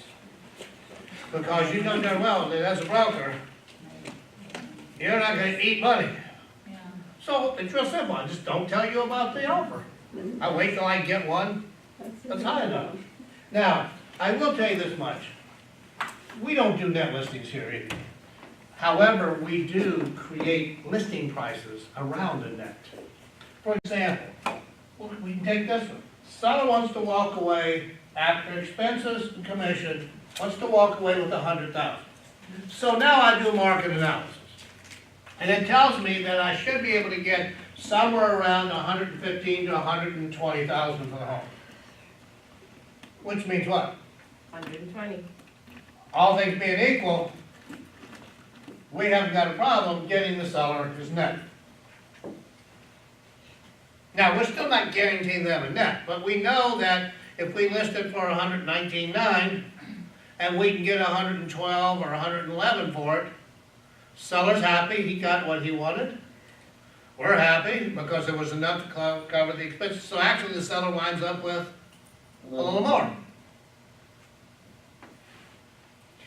If you were to use this type of listing here, that would be how it goes. But the odds are you're not going to take a net listing. We're not going to guarantee them a price. Because in a true net listing, you're guaranteeing them a price. Can a customer approach me and said, Juliana, I would love to get this amount of money, I need this amount of money, Right. and I could kind of make my market analysis and kind of maybe talk to you or whatever and say, well, this guy wants to have this, can we work something around that, or that will be called net? No, that's what he just said. No, that'll be called no listing, is what that'll be. It has to be priced right, seller has to be motivated, it has to show well, and it has to have enough time. So you can stop asking me questions, because there's the answer to every one so far that you've asked. It's real simple. So if he wants. Because now this is a business discussion, not a document discussion anymore. And the things that I need to do to get a property sold. Start before I take the listing. And how I take the listing. It's the difference in many occasions whether the property sells or not, whatever price it sells for. Because I should have it at a price that makes sense in that market. If I don't, I know that I may be in for a long haul. Now, if it's a possibility that is in a realistic range of price. Seller has to be motivated. It has to show well. It has to be priced right, and it has to be on the marketplace long enough to get sold. Anybody want to ask me the same question again? Or can we move on? Because no matter what angle you look at it, those four things are going to dictate whether it makes sense. On the top of page 241, they have a sample of this net listing thing, where it says example. And then line 12 talks about the multiple listing service. That's typically through the Realtor Association. But the multiple listing service is not a listing. We've already talked about this. When we were talking about the different types of businesses, we talked about joint ventures. And we said the best example for us of a joint venture is the multiple listing service. Because if you are a part of that, you're agreeing to make your listings available to the other members and vice versa. And to, share commissions and whatever the agreed upon amount is. In sales, we have a minimum of 3% that we offer the market. So if you only get a 5% listing, well, actually, you probably make 1.5. Or make 1. Remember, Ben has to eat. Jojo's got a shot. Not me. Ben's wife is Jojo as well, that's why. Do all properties have to be listed on the MLS? No, the seller didn't want it listed on the MLS. We could draw the contract to that effect. And then I would say thank you, but no thank you, and pack my bags and leave. Well, Because of the, why? why you wouldn't want to have it in the MLS? They don't want their neighbors to know they have the property for sale. Oh, well, yeah, but then how are they gonna find the buyer? It doesn't make any sense. A broker showing. Yeah, I understand. So that is not a good candidate. Not unless I happen to have a buyer in the back seat. Well, I yeah. mean, you have to understand, there's so many variables that can be in this kind of discussion. Yeah. That's why I said, like, for example, when you started asking me questions, I said, what kind of listing you're talking about? Because depending on what kind of listing you're talking about, how how it plays out.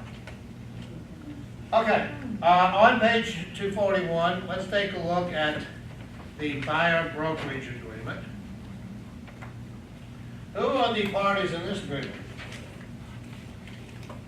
Buyer brokerage firm. Broker and broker.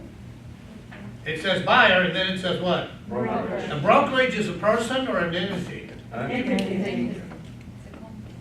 Yeah, sire. Signature National Real Estate. This is a listing agreement for a buyer.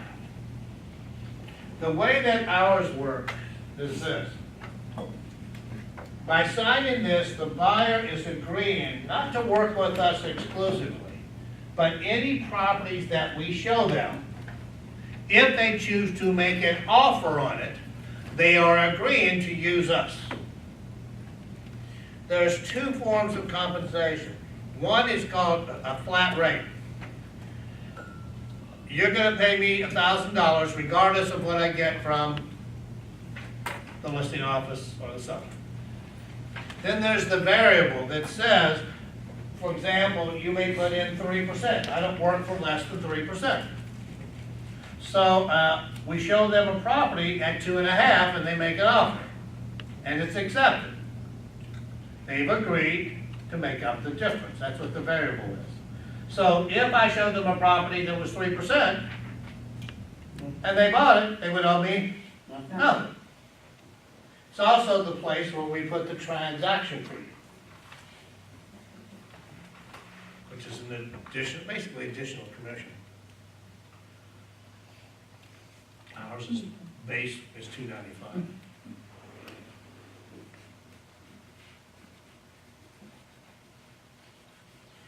And obviously you want to make sure that they acknowledge that these are the 8 properties I've shown you. By having them initial it, and you can do, you can actually do that from the app files. You can do an initial request, same as a signature request. Because you have all the sheets in there, which you could email with them. You can set it up so that it can initial. And they would get a copy of all the ones that you'd shown them, and you'd get a copy with their initials on it.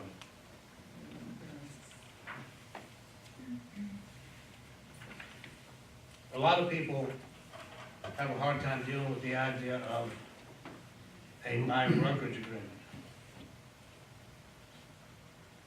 And if you trust that person sitting across the conference table from you, that they wouldn't think of walking around you and buying the property through someone else, then you shouldn't want to have a buyer brokerage agreement. It would be about as stupid as having a verbal listing agreement.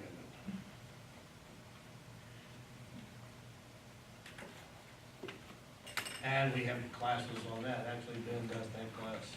I talk about it in a lot of the classes I do, the formal class on it. So what percentage of the buyers actually sign buyer brokerage agreements with? The ones that are told, explained to it correctly. We have agents that probably have a 80 to 90% conversion, simply because they learn how to present it to the buyers. It seems like it's very much just to benefit the broker. Then what's the listing agreement? No, listing's different, Why? because there's a lot of expenses and obligations, many more obligations to the, I'll tell you what, let's wait until you have a listing and have a buyer, and we'll have this conversation again. okay? I think you might find that it's a slightly different conversation. But unless you've experienced it, it's hard to illustrate it. I just bought 4 houses without one, that's why I asked. Well, fortunately, you're an honest person. Well, I'm gonna assume that for the moment. But seriously, you know, not everybody is honest. And feeling that you would be an easy person to get signed if they explained it correctly. Because you're looking for a commitment from them, they want a commitment from you. And the biggest complaint buyers have about, even sellers have about you as agents, is they never hear from you. They don't know what's going on. Well, there's a reason, there's nothing going on, so I have nothing to tell them, that's why I'm not calling them. Why? Because I don't have to listen to them bitch and complain.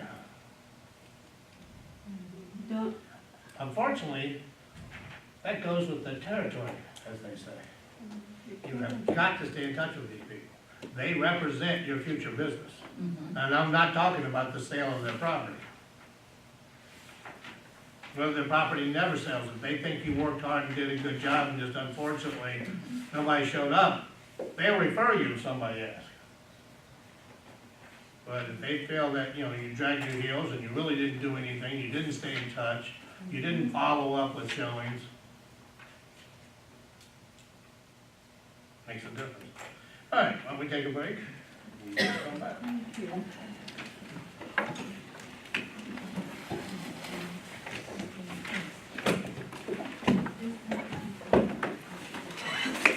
congratulations, Richard. I bought in this book, I am not buying, so I didn't buy in Miami. Real estate. Oh, it's different now. But, condo or a housing It's a family. house, it's weird. The paper says 1 minute for your husband only. You have to give them 3 for you. Just make sure that your name's on top. Yeah. Listen, I just did the same with you. Did you own the house before? Yeah. No, did you have the house before? Because they're not gonna, they don't ask me, so I call them today again. You can ask for the portability. That's mean that you're gonna have additional money when you're gonna do the exemption. The homestead exemption, you can apply, and after asking for the portability, you can transfer your portability from the different house. If you have a house before 3 years, 3 years. you can transfer But your my savior previous home. house was on my ex-husband. But you were there as homestead. you have You homestead have over there, homestead rights, and so you you are can. over there. Yeah, both were, we were. Yes, So you can you transfer. can So you're transfer gonna your get one portion portion of it. Yes, because I just did this today because I applied long time ago, and then one lady told me, did you because I had a house before. Because you were Jewish, if you had a Yes. homestead, they'll tell you how much you can get of it. I had homestead with my mom's house, the one I bought for her. I lived in California, but because she lived in there, she still got 100%. When she died, I transferred the homestead to me. I had to go to the property What appraiser's about office. his part? That he has to do his own stuff. Doesn't affect him, but once But you're you, gonna get if it was 50%, in that's your fine. homestead, you still Well, get. that's not Very your good. law, that's Yeah. the thing. So you wanna ask go them and- because they're not gonna tell you. You need to It's for ask the portability from the portability previous. of Save your previous, home, Florida knows save yes. your home first. And you're gonna give them the address, and they're gonna check It's everything, and very they're gonna. easy. Plus, the other thing you can do, when I took over, they were billing very high for the appraised value. I went in, I requested like the a reappraise. review, and I chose look in the sale and see all the properties sold in the last 6 months or a year that was comparable in square footage and that kind of stuff, bedroom and stuff. And I said, look, it's not the market. My house is not valued more than theirs, and that's within. So I want you to reevaluate it, and they have every time for me. And my neighbor did the same thing to me. My Jewish neighbor said when we moved in and started fixing up the place, they used to slam him with high. He took pictures of our house and took it in and said, "See, my house is not the highest. I want you to reevaluate." So, let me ask you something, so how can I do this compatible? Just go on the Palm Beach property appraiser, Google it, and then look, search your home. There's a part in there that says sales. You can go by subdivision, name of owner, whatever. whatever, you can pull up the sales in a subdivision for the last year, whatever. You look in all of it, you'll see all the quitclaim deeds that you ignore those because they're just transfer of ownership. But you can look at the actual sales and see the range of prices and how long and all that stuff.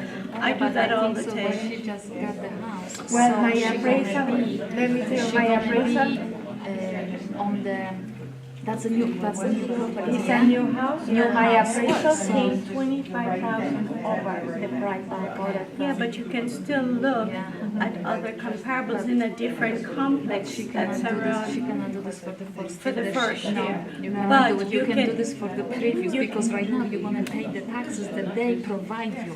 They No, gonna, she yes. can No, on still the first- compare with other comparable. If there's another development that's similar within a 1 square or quarter mile, Because 1 me, mile. like, I take because the previous owner paid the taxes for the year, so I took the was closing, I took the thing, they take it from him, $2,000, and right now it's $2,600, the 2017 and 2016, because he have everything, the stuff, the portability and this and that, and it was But $1,000 she's gonna less have than a right new now. market stepped up. What about my house before?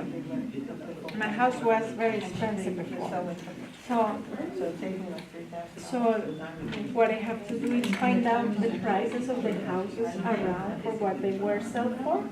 Not for the old, Not for the old, for the the new property is what they're gonna base your new taxes on and stuff. But there's a lot you can find from the website, It's as not you better said. to have a lower, Yeah, that's- I got that is too much because then I have to pay more I got a taxes. bill for $12,000, and when I went up, escalated all the way to the head of the whatever, I got it down to 3,000, and I do that for a living. I Yeah, but go, she getting new house right now, so they're gonna tax on the price that you bought the millage and house. stuff. Yeah, the But mileage and everything. the thing is, if you get your save your home discount, you will at least get even 25, the first 25 exempt from taxes. If you get the full 50, that's How can I even get more. the The website will tell you This exactly, you can once you apply for it, they will automatically. Did you already did it? Yes, I did How today. much did you got? They're gonna Evaluate it? The trim reports come out. So what now. did you call exactly? What was the name of the Palm Beach? Palm Beach property, and you need to go apply online. You're gonna apply online. When you're gonna apply for the homestead, you need to wait for the closing application. They're gonna review and everything, and after you can have another application for the portability. But I didn't do that, so I called them today and I asked them if I can do it, and they tell me yes. So I do it online, on the phone. I don't know how to do that. Okay, I can do tomorrow, call and tell them that I wanna do the portability too. Yeah, and I already had homestead before because I applied, like 3 months ago, or 4 months ago, yeah. So that's why I know that you can do it, because they were saying that you pay, like 60 and something, almost 700, and I know I do 26, because they just added, so they paid me the for the November. Just right now, I need to pay 26, and they, because I didn't do that before it was anymore. So right now, they cannot take me, they cannot approve the. The before what? Before the What you- November 6th, because they sent in the taxes November 1st. So I have to do it right now quickly? Because I bought the house for 1 year ago, so So for you me did it's it now. every. Okay, but because I just bought it. So you gonna be to the next November. You bought it Yeah. Yes, so we're gonna be to the next November. But apply right now, so they're Tomorrow. gonna do all the application and everything, it's gonna be in the system. Okay. You know? So they're gonna know. So you divorced too?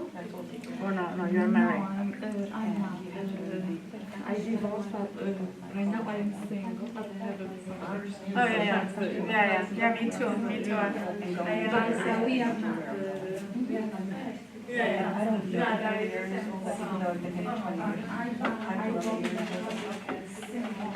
Yeah, on your own. People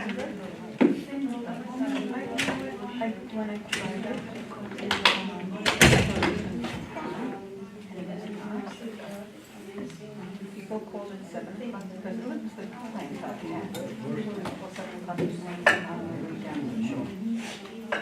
And I wanted to see. And that could be Saturday, Sunday, could be. I like it, I like it. I like the color. If not, if I said no, then Did you buy it online? they were on their time period, not on mine. So. No, I was not gonna sell it in the site, so I can buy It was one. down cheaper. It was a community that I. I guarantee you, I'll be looking well Got if divorced I from. use that. Not, it was. Not here. Just to let you know, the It's cushion. not gonna fit on me, you know. Oh, my. They was there. In New Jersey. Uh-huh. Well, their house is in Elgin, but which is just alongside the deal.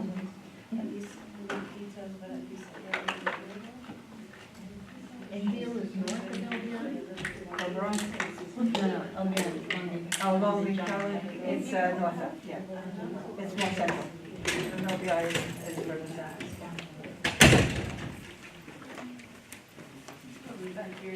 But you can see a lot of shopping on Dover Avenue like every day.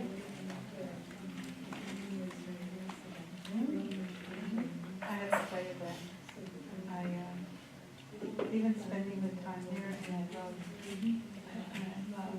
She shops on Saturday. She shows me Shabbat, no? And then she goes and screws the river.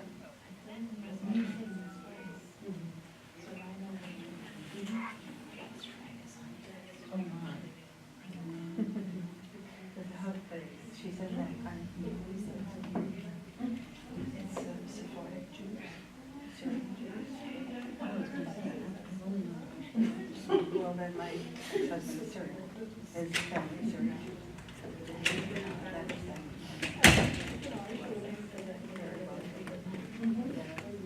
Any real screw.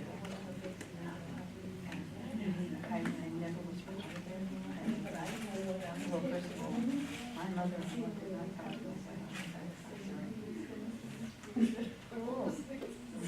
And your ex-husband was first generation American? Born here. But his mother wasn't. She came in very young, but she was. He's from Florida. And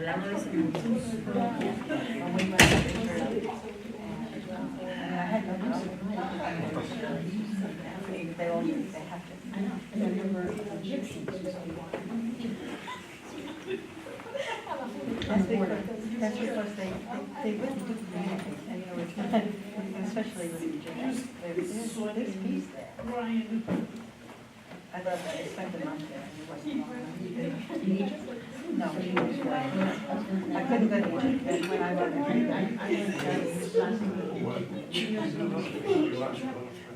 I was there. No, I'm all at the revolution. I understand.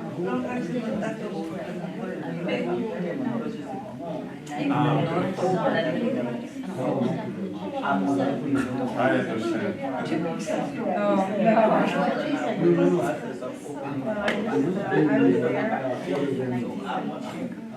I went to Denver. My husband went to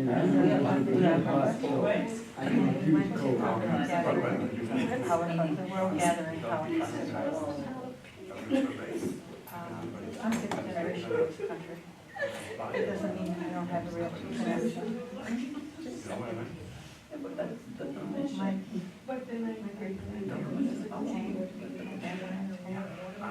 anyway. That's my thing, like, I'm doing all of that money. Yeah. Could you imagine going to that show? That's my whole thing. 10,000 of them? Is that, like, if I listen, fine, like, my main thing is the children stuff for me. All the stuff that I'm doing with that. There's a lot of them. I know that I'm good with that, but like, I want to mention. Yeah.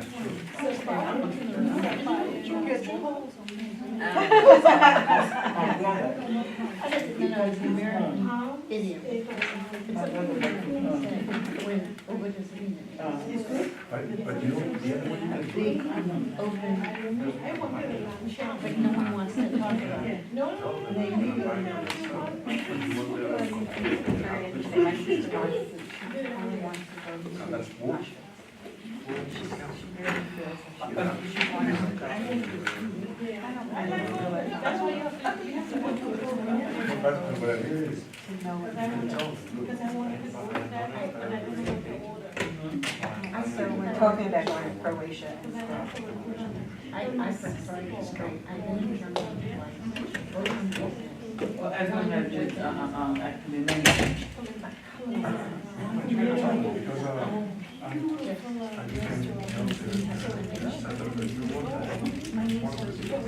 She did a tour of Europe with a friend of hers, and she went there. Okay. So her mother. My sister wants to go. I don't sound that cool.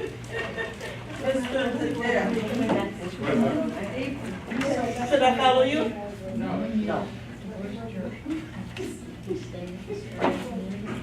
No, he's actually down here now.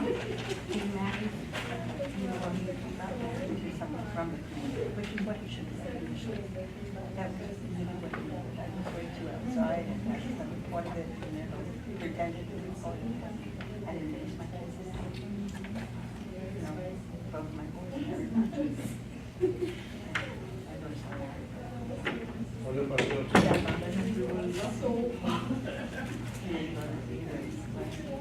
Sit down. They don't have any, they don't talk. But he's done that, he's certified. So where's he living? I think, with his girlfriend and their child. But he didn't marry someone else. He doesn't get married. He still has another woman. She's still in church. I think he's done with the girl. Sit down.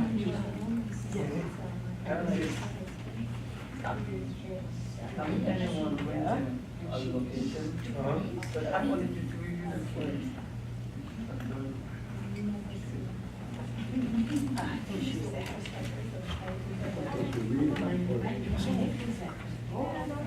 First thing he had to do was that's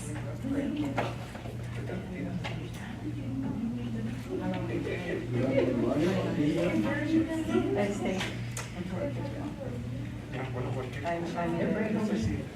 You know,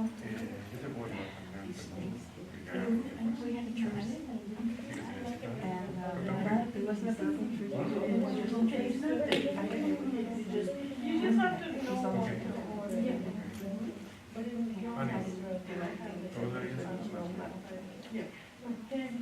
And I would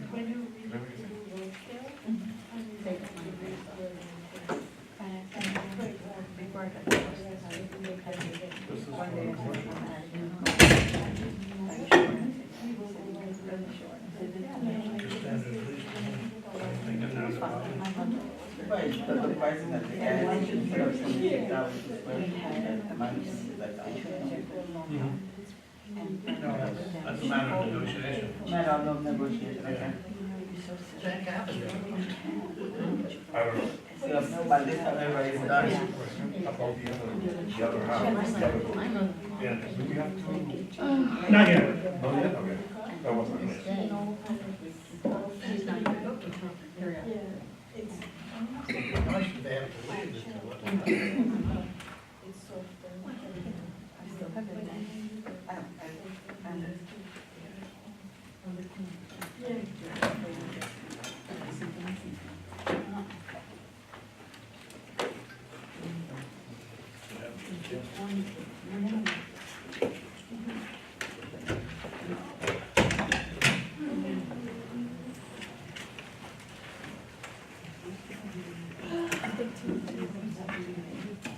Yeah.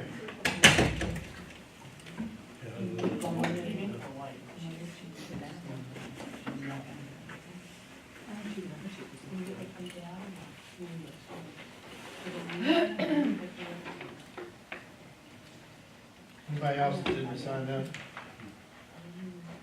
Yeah, I need to sign up. I have a generic question. question for you before. Go ahead. What's the most common listing? Exclusive right of sale. Huh? Exclusive right of sale. But the others also happen? No, not as far as you're concerned. And yes, Okay. Thank you. we don't use anything but the exclusive right of sale. Now, that's speaking residential. Commercial's a different story. Yeah, well, I asked residential, I know about commercial yet. Okay, I guess the rest of us will carry on. All right, bottom of page 241, talks about broker's compensation. Let's put a bracket starting with line 42.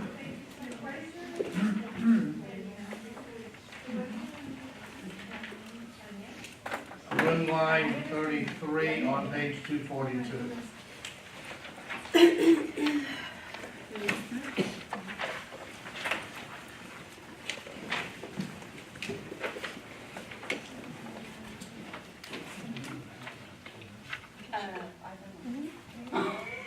They left.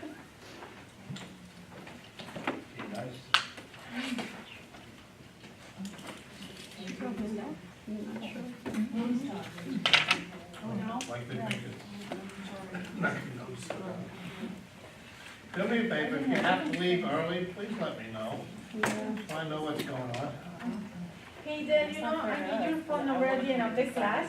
Yeah. Because my daughter is taking these electives every day, and that's why I'm arriving late every day, and I haven't been able to tell you. Okay, cool, thanks.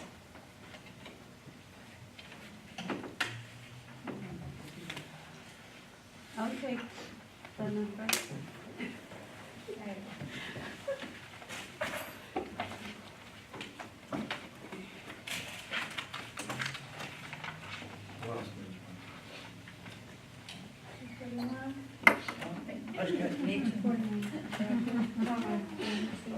Make sure it's my card. I've got. Give me somebody else's. I'll email him now. I have Ben's, I only emailed him Huh? twice. I didn't try to. I know I gave it up. It's, I keep it as my ace in the hole. Okay, Thanks. we've talked about a little bit broker's commission before. And one of the things we talked about was the idea of where the commission comes from. We know 99.99 times out of 100, it's coming from the seller. Through the listing broker, to the selling broker, to the selling associate.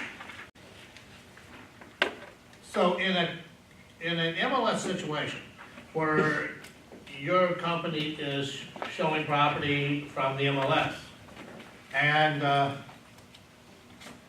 you find a listing that your buyer likes and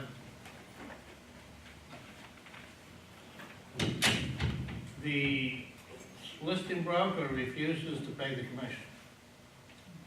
You cannot stop closing if they refuse to pay you. Now, you go back to your broker, you tell your broker, we didn't get paid. Well, actually, you're on the phone. They wouldn't pay us. Obviously, unless you can figure out something to change that, you're gonna wind up in a lawsuit.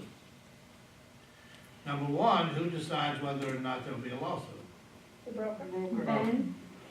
You don't get a say in it. It is also often happen. It happens, but I don't know what, what you would consider a lot. 5%, 10%, to me would be a lot. More often than not, things are worked out. Because going to court, there's only one party that's gonna win on that. And, to go to court and fight over commission, it's gotta be a serious commission. A $3,000 or $4,000 or $5,000 commission doesn't warrant going to court. You'll spend more than that in attorney's fees and court costs, and if you lose, even more. So it really doesn't make sense. If you lose, Yeah. why? I mean, Yeah. you're entitled to that. Good question. Well, let's assume there's two possibilities. You can win, you can lose. Of course. When you get your license, we can talk about the rest of that discussion. Okay. You realize the problem is, people, I'm bringing what's gonna happen to you in real life into this classroom, because it's important that you understand, but also that we can only go so far with that discussion unless you wanna be here another 8 weeks to finish the course. And I'm sure you see I'm behind. Because if you counted time, you counted pages, there's no way I'm gonna get through on time. So now that we've all agreed on that, I don't wanna hear about it. Because I can remember one time that I didn't make.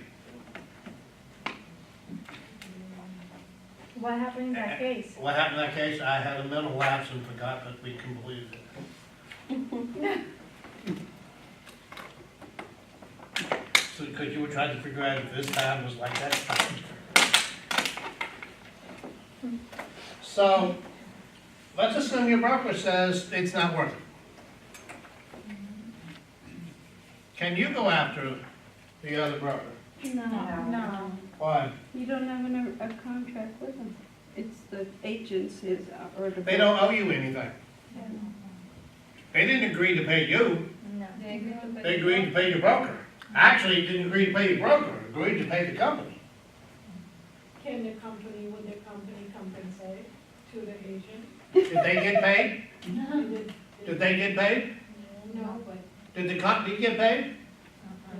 But, well, well, I'm trying to understand if they went through the process to the point of closing, and this happens, and then the broker decides that it's not feasible. I'm using this as an illustration, not a reality. Well, an illustration could be a reality. Zero probability. By the way, the first thing you would probably do is contact the grievance committee of the Realtor Association. And you would go in front of the grievance committee and, well, you can't, that's a place where 9 times out of 10, you're gonna win. But that's not something that's discussed in the book. But I think maybe that, changes what you're looking at. But I'm looking at it from the standpoint, okay, my broker doesn't want to go after the money. Well, I'm entitled to my commission. How do I get my commission? So who? Not The the broker. broker. That don't go over well. But then you have to be shopping for another broker. Most likely, I think that would probably be the case. Now, let's assume your broker says, we are going after it. Can you join the broker in the action against the other company? No, You're not. you have no rights. We started off with that the first night. Every once in a while, you have to be reminded that you have no rights.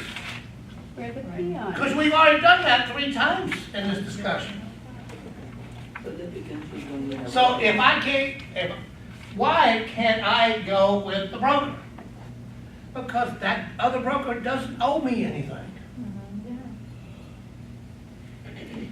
Well, and technically, they don't owe it to Ben.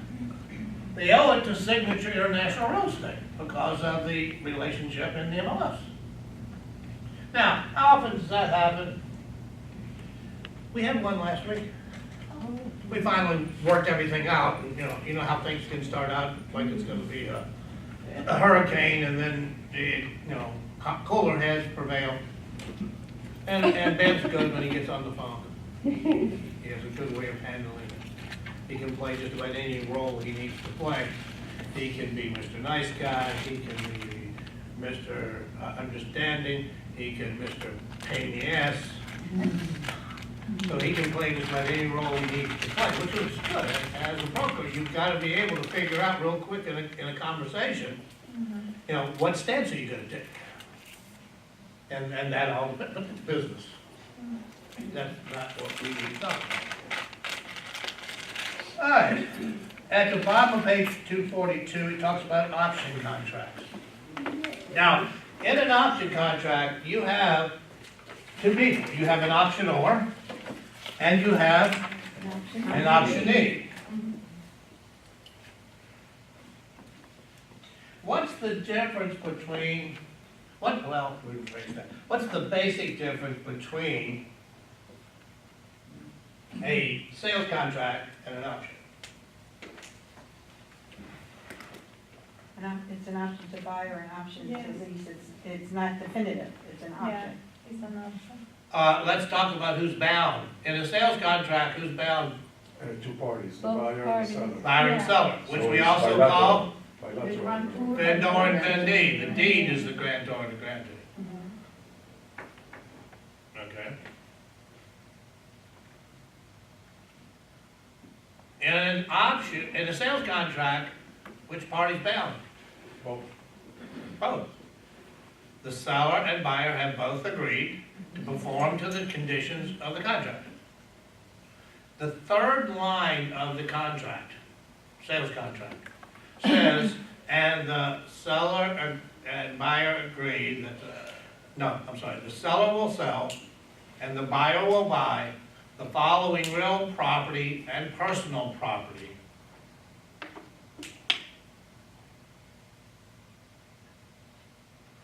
Evidenced by, they just made a promise. We know that a promise can be valuable consideration. How do we solidify the fact that they've agreed to the terms and conditions of the contract? When they sign it. In an option contract, who signs it? Who signs the option? The buyer. The seller. You don't have both signatures in a unilateral contract. The one that has to Perform. Exercise. perform, yeah. Who's that? Seller. The seller. The seller?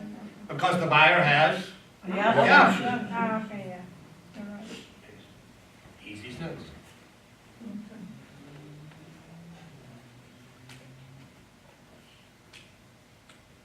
At the bottom of page 243, starting with line 33,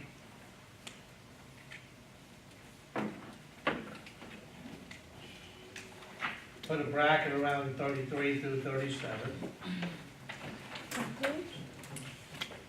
243, 33 to 37. On the next page, 244, put a bracket around the whole page. No star. No, start. Oh, Did you say star or no star? No star. oh, No start. oh. However, on line 37 to 44, talks about spouse's signature. If the spouse is not on the deed, under what circumstances would that spouse have to be on the sales contract when they sell? Homestead. Homestead. They were also easy to purchase. Well, when you know the material, guess what? The question's easy. And the fact that we only got done it about 10 times also helps. Amazing what repetition does. But what I did to remember is, it takes 1, 2, Bye. 2, To sell. if it's homestead, not any other property, just homestead. I think it says here that if the spouse signs the contract, the purchase and sale, and is homesteading, then that implies that she will give that up and sell it. That's, why would you sign then? Because you won't get it to sell your house if you don't sign it. you buy that house if you knew her rights were still on that house? No, not if, but if she didn't sign it to begin with. She didn't sign it since, to begin with, it doesn't get sold. So as long as you're married, it must. If it's homestead. One, if it's homestead, and you gotta understand, we're talking about one house, one property, not the other 8 that you own. And it doesn't matter if you own them together, separate, doesn't make any difference. This discussion is strictly about homestead. So would you do that if somebody other than your husband is homesteading your house? They would have to sign as well?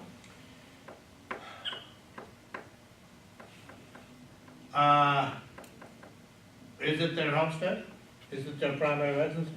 Like, let's say my daughter's 18 and she's still living with me, Okay, and that it's her homestead. okay. It's her homestead. It's not her homestead. Okay. Whose name is it in? Mine, so the marriage does make a difference, okay. The reason I ask is, if your spouse was no longer with us, and he left a will leaving it to her, you would have a life estate if you wanted to own her. And she would be invested in the fee simple. See, that's why you gotta make sure that your estate is set up. However you decide to set it up, and I've used several illustrations with the life estates and stuff.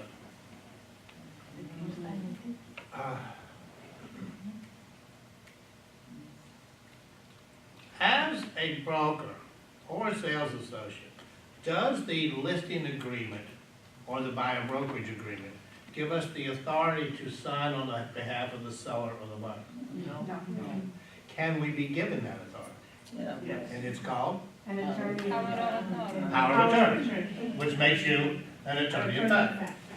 If you'll notice on the top of page 245, it talks about that. The second paragraph talks about what a power of attorney is and the different types, the general and the special. Let's put a bracket around lines 4 through 13 and a star.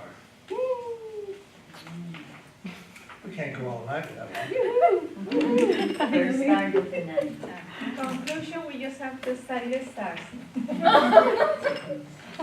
I don't. For this test, yeah. It's Right. just only the So start. when you take the day after, you better been studying the whole book. The whole book of them. Oh, God. In real estate, do you use a durable power of attorney? Yes. The one thing you have to be conscious of is that power of attorney is from Chicago or Michigan or New York. You need to check, what we do is we check with our title company. We let them take a look at it and see if it's okay. It's okay. Because depending on how it's structured, we've had cases where it was fine, we didn't have to do anything, it was valid here. And then there were times when, because of the way it was worded, didn't adhere to Florida law. And no matter where the buyer and seller are, the property's in Florida. Therefore, the laws of Florida take precedent. You'll see there are 2 powers of attorneys. There's general power of attorney and there's special power of attorney. Which one do you think we would be given if we were going to sign on behalf of our customer? General. Special. No, I don't think general, because that means I could go to the bank and empty out their safety deposit. Yes. Special for that specific situation. Right. So if they ask this question, how would you answer it? Under what circumstances would the broker be given the specific power of attorney? When the buyer's incapacitated or unavailable to go to closing. Okay. Everybody agree with that? Yeah. The answer is, it's not a specific power of attorney, it is a special power of attorney. Therefore, the term was incorrectly used. Therefore, you just got 74. Oh, God. Because that's the game they played with this. They used the word specific instead of special. Ask the question again. Okay, okay. Just remember, when they ask you about power of attorney, there's two types, general and special, not specific. The term doesn't exist, it's just an answer they throw in to see if they can throw you off. But they can't do it anymore, because you now know the difference. Specific or special So, is simple. for our purposes, it's special, for the brokerage It would purpose. still be special. Yeah, but if you use this. General power of attorney is if you have been appointed by your family to be responsible for your ailing mother and take care of everything, that would be a general power of attorney. The likelihood of your spouse, your siblings giving you a general power of attorney may be minimal. Siblings. Again, depending on how much they trust you. It would be a special. That's gonna be a special with the siblings, yeah. Okay. Starting on page 244 and going through the top of 248. One of the big differences between when I first started and now are the disclosures we are required to make depending on the nature of the property. There are, and we've talked about some of them already as we've gone through this. There are federal requirements, there are state requirements for certain disclosures. One of the things, in the first one where they talk about material defects,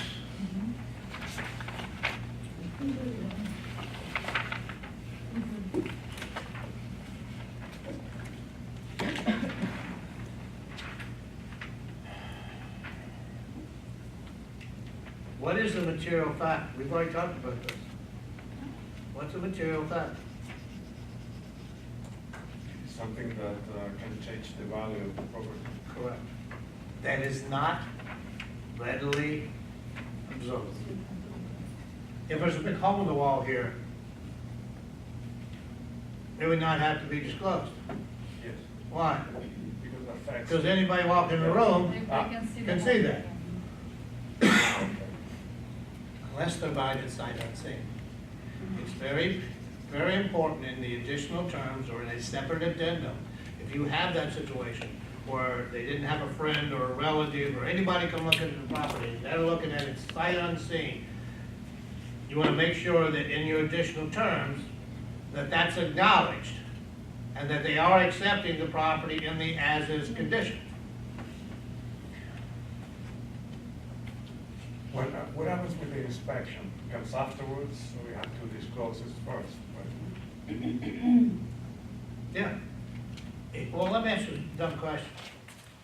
Should I tell them about all the bad things about the house after they've agreed and signed the contract, or should they probably know that before? Before. Yeah, but if you want to know about anything, You have I didn't finish the question yet. So at the end, they're gonna buy the house as it is, Yeah. no matter if you disclose it or not. I'm not saying not disclose it. At the end of it is as it is. Yeah, but you have to tell them what as-is is. Yeah, exactly. You need to disclose that. That's why you always. And they have up to 15 days from the effective date of the contract to exercise the right to withdraw based upon the inspection clause. 15 days. And they will do so. I've done that. So seller has very few escape pods. Buyer has a ton of them, as you will see as we get into the contract. Now, this situation, I remember, I guess probably up until maybe the mid-80s, if I sold you my property as is and I knew the roof was about to collapse, I didn't have to tell you.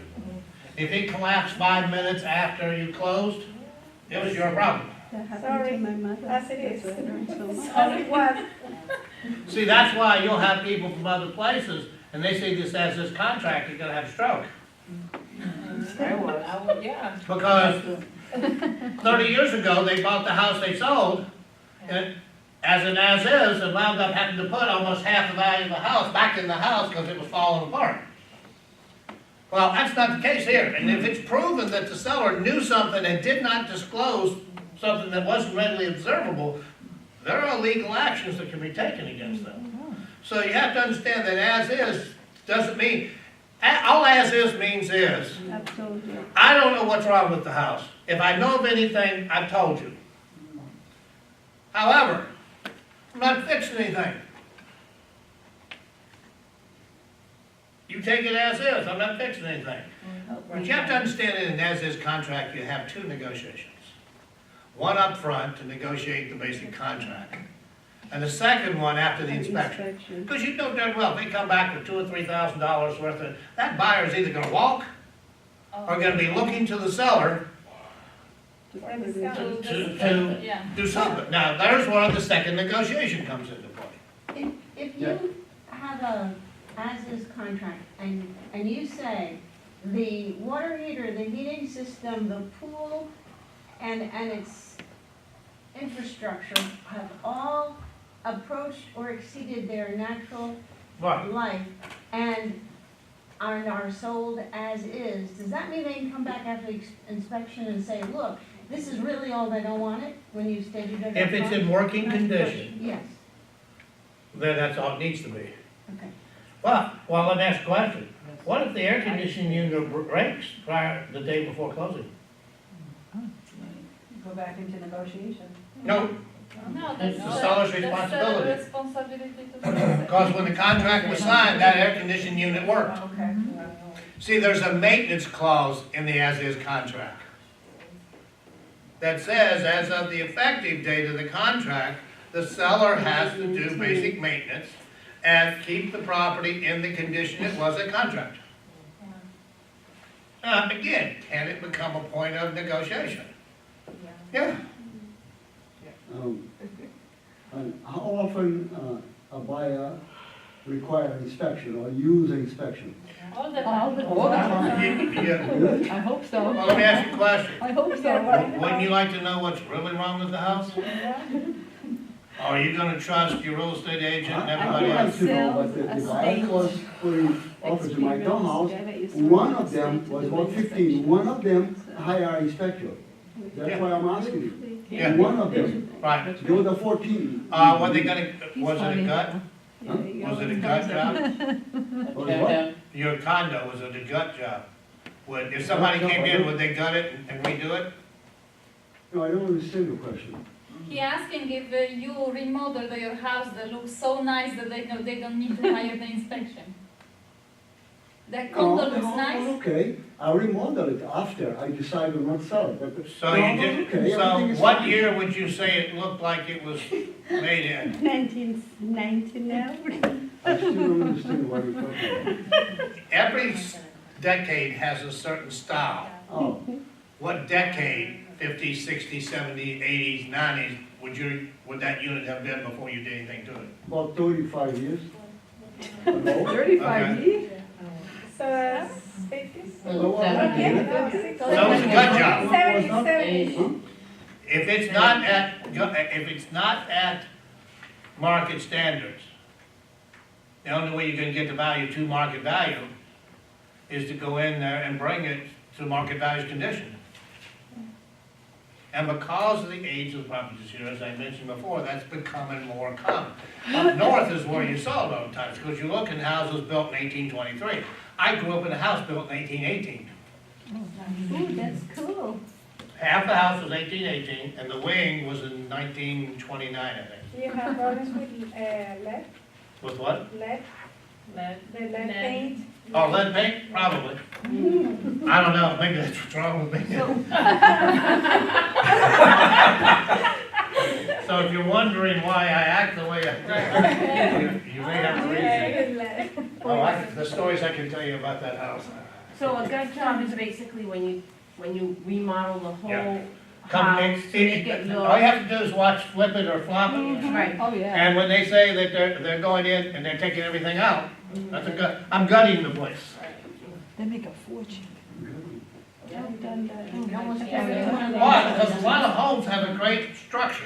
Yeah. The integrity of the house is still there. Yeah. Foreclosure. And But- those houses from the 19 something, Yeah. they are the best. Electrical, plumbing, septic. They are old and everything. I don't Yeah, and that house had inlaid brick. Overvalue. The Yeah. wall, I remember the wall between the main house, the main part of the house and the L that was added on. I remember, I was probably 15 or 16 before I could do this. Oh, yeah. That's how much room there was. When we moved in the house, they had running water, no heater, no air conditioning. There were 4 rooms with a stairway. My father took a closet on the 2nd floor and made it into a bathroom. So the house was basically 4 rooms. And then you looked at the side house, the side wing was 4 more rooms. So it was pretty good size. But there was no heating when we got there, the fireplaces. Yeah. Well, fireplaces really were not in the kind of condition they need to be. So he put in a furnace, wood or coal burning.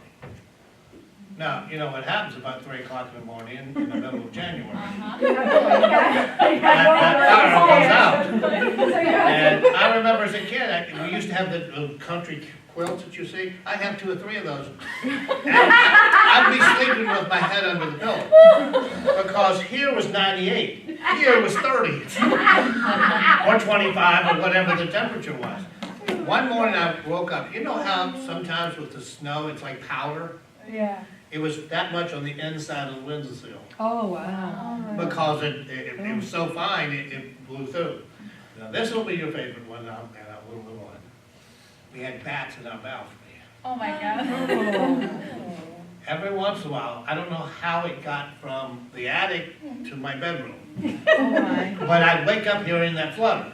Oh, boy. And I'd lay real still, and I would listen till I didn't hear that noise. And then I'd jump up real quick, flick the switch. When the light went on, Yeah.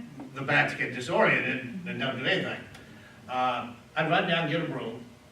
I'd smack it once just to kind of get it dizzy. I wouldn't pick it up. I would probably use the shovel. Went out the back door, threw it out the back door, closed the door, locked the door, went back to bed. You're brave, I'd be screaming. Didn't pet them. Huh? No, I wasn't gonna pet them. My daughter loves You bats. used to just It's crazy. Yeah, she loves any type of animal. But we didn't have a toilet either when we moved in. Wow. So the own? I had an outhouse. Oh, wow. This was 1957. That's like in the country in Jamaica. Wow. They sent me to the country and I cried for 3 days. So you can understand what kind of transition it was. I'm from the city. I said I didn't know damn But it's fun. It's fun. I When wouldn't use the we get bathroom meetings, for you talk 3 about where you're days. from, and that's what they tell me. They think I'm making it up. Just kept it. I would not go out there. Forget it. Really, my daughter's a good writer. I should probably write a book. Yeah. Between 40 years of this and growing up on a farm in Shenandoah Valley in Virginia. I think this would be a bestseller. Yeah. It would have to be in fiction because nobody would believe it actually happened. All right, so let's put a bracket on page 245 where it talks about material defects. This actually came about because of a lawsuit. I think it had to do with the roof. It talks about it in this paragraph. Where the seller knew that the roof was not in working condition and did not make the buyer aware of it. And this is what triggered and led to what we are today.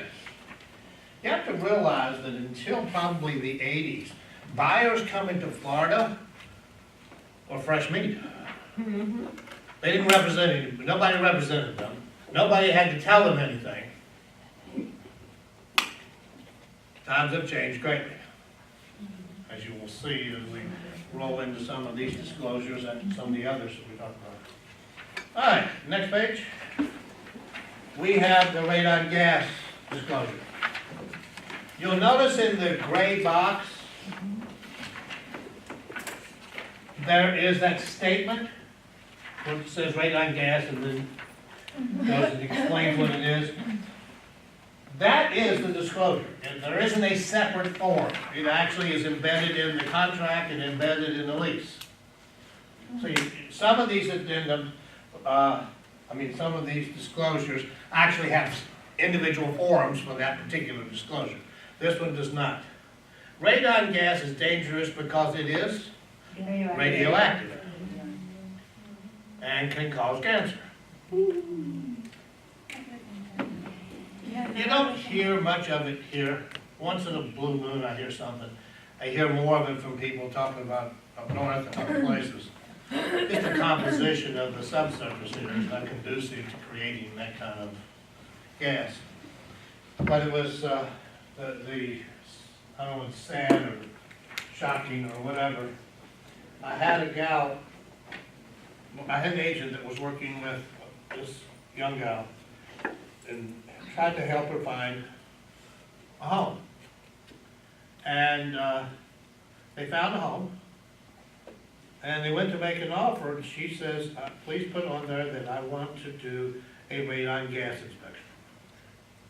Now, I don't remember the last time, that was a year or so ago, and I don't remember since or before of ever hearing an agent being asked for that. But there was a reason for it. Her grandfather had died of cancer. And you know when somebody dies of cancer, they check the family to see if there's any markers or anything there that would indicate that somebody else there was at risk. That's genetic. They found nothing to indicate. So it was very strange that there was nothing it indicated in the genetics of the family that would say he was likely to have that happen. So the next thing they look for is environmental. Well, the first place they went was to the house. And of course they had inspectors to go in there and check the place out. And they did a radon test. It tested extremely high for radon gas. That guy had lived there for 30 years. Oh, wow. And when they started comparing the cancer that he had to samples they'd had of other people who had radon gas poisoning, they basically matched up. That's why she was so adamant. Radon gas is very easy to detect and very easy to get rid of. But you have no clue it's there. You don't smell it, you don't see it, you don't taste it. Where it comes? It comes from the subsurface of the earth. Chemical reactions within the subsurface, and it just works its way up. For example, in Denver, I used to live in Denver, close, all the basements, you have to have a radiant gas machine that clears the earth. You'll see a lot of homes in Yeah. areas like that in other parts of the country, Mhm. where you'll see like PVC pipe that's going in on an angle. Yes, exactly. And it's a venting system is what it is. Yeah, that is, I used to have one. It would make sense in a place like that with the amount of rocks there. You know, it amazes me when you look at this country and look at the East Coast versus the West Coast. Look at the mountains. Look at the Blue Ridge Mountains compared to the Rocky Mountains. Small. It's like another world. Mhm. And my favorite place is Mars. I'm sorry, it's called Phoenix. I- Earth's the same color as what it looks like on Mars, so. Oh, yeah. So that means they really didn't go to Mars either. That little truck they run around. I It's fell in probably out love. in the desert somewhere in Phoenix. I fell in love with Colorado. My gosh, Colorado is so theories. beautiful. Yep. Now, the next one starts on line 5 on 246. Let's put a bracket around that one. To the bottom of the page and to line 9 on the next page.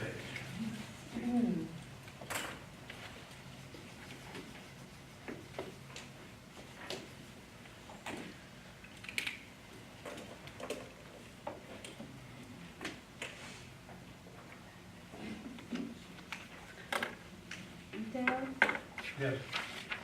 I'm not sure when this book was dated, but are they adding like Chinese drywall to the disclosures? No. It's not a required, well, they haven't added it to the book.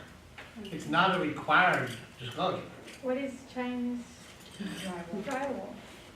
No. Chinese drywall? Yeah, never heard of it. This was the big deal in 2005-ish. China was using formaldehyde, I think it was, as one of the ingredients for creating drywall. Creating what? Now, drywall, good stuff. The only problem of it is, the chemicals that were in there, you put them in a house in an enclosed environment, and it is potentially deadly. It's interesting how the home inspectors would locate the possibility.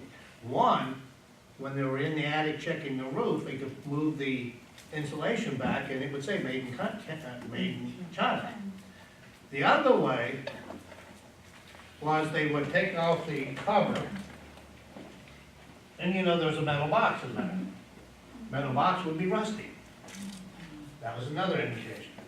I don't know if it's true, but someone told me that there was a warehouse made out of steel that they were storing this drywall, because it was super cheap, that the building was starting to rust, and would have eventually just crumbled away. I know I heard of one, I wish I remember which community it is, but I can't think of it right In now. Boynton Beach. Where the builder, it's a townhouse community, it was, this is what I'm thinking of the south. He agreed if you bought the property, he would replace all the sheetrock. So in other words, he would get enough money out of the sale of the property to be able to put it back into the property. I haven't heard a lot of it lately. Go back 4, 5, 6 years, 7 years, there were every other day on the news, another person was coming forward to Channel 5 for this. Wow. But now it's not quite as big a deal. The one I had you put a background is the lead-based paint disclosure. Right off the bat, if it's not built prior to 1978, the disclosure is not necessary.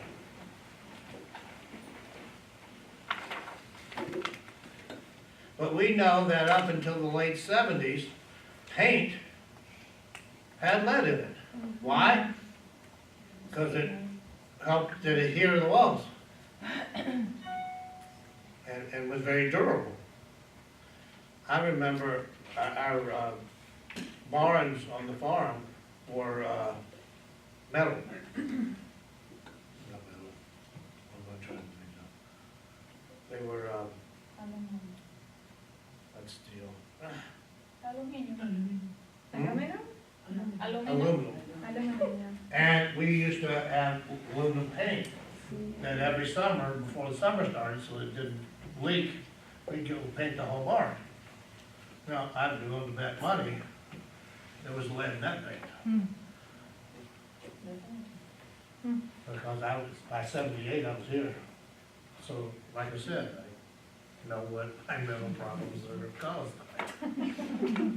But that's the problem. It is very bad on the nervous system, especially with unwed mothers. Why? Because it gets airborne, and you breathe it in. In most cases, I'm sure there are a lot of homes built in the 30s and 40s and 50s and 60s that probably, if you went back in enough layers of paint, you would find lead-based paint. They recommend that unless you really need to, you don't want to disturb those walls. However, if you're going to go in and gut the walls, leaving just basically a shell, and redo it, you have to follow certain procedures. If you'll notice at the bottom of page 246, It says when a real estate licensee lists a pre-78 house for sale, it becomes the responsibility of the licensee to make sure sellers comply with the law. The federal law does not require the testing or removal of lead-based paint. The focus of the law is the disclosure of the lead-based paint dangers and its presence. In Florida, One second. And the paragraph above that one, Renovation. you have to have certification in order to go in And remove that. and remove those walls. Because there's a certain procedure that has to be followed. You have to wear those The suits. suits and they taking out this, all the Yeah. stuff packages, Because obviously, bags. it would be extremely dangerous thing to do. I saw a hand someplace. No. Yes. in Florida, is there a law if a landlord is renting an apartment of a pre-78 building, they're required to have lead paint testing if there are any occupants under the age of 2? Not that I am aware of. Okay, that's a Massachusetts law. What about asbestos? I've never heard of it, and, I've seen it. But interesting though. What about asbestos? Asbestos. Asbestos? Asbestos? Honestly, I don't hear much about asbestos anymore. I don't remember the last time I heard of it. I think for the most part, it's been removed from where it was. The worst place, I think, if I remember back, was schools. A Those lot type of of condos, a lot of the older condos That's true. are having issues with that now. Yeah, and, well, there's certain procedures. For whatever reason, it's in the seller's disclosure statements that we use to give the seller the ability to tell the buyer about things they know. That is one of the items, along with mold and lead-based paint and radon gas, that are listed there. That if the seller is aware of any of those things, they have to disclose them, because they would be material facts. But that's interesting. Well, and where is that happening? Which condo? In Hallandale, If you- Parker Dorado. You can send me an email on that, I'd appreciate it. Sure.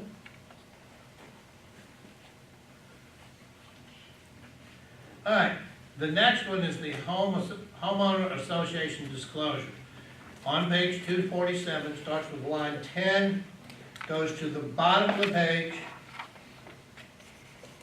which would include those statements.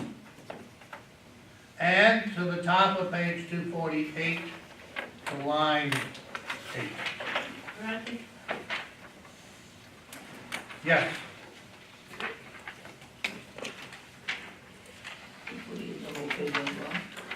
no. Great. Now, at the bottom of page 247, it says, in addition to providing the homeowner association disclosure summary, which is that thing right above, the contract for sale must state that, and there's 1, 2, 3, 4 bullets. That has to start.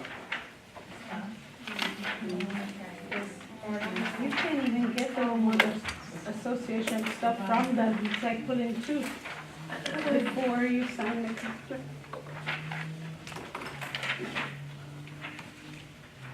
Yeah, it's extremely important that you make sure that your buyer signs this disclosure statement before you have them sign the contract.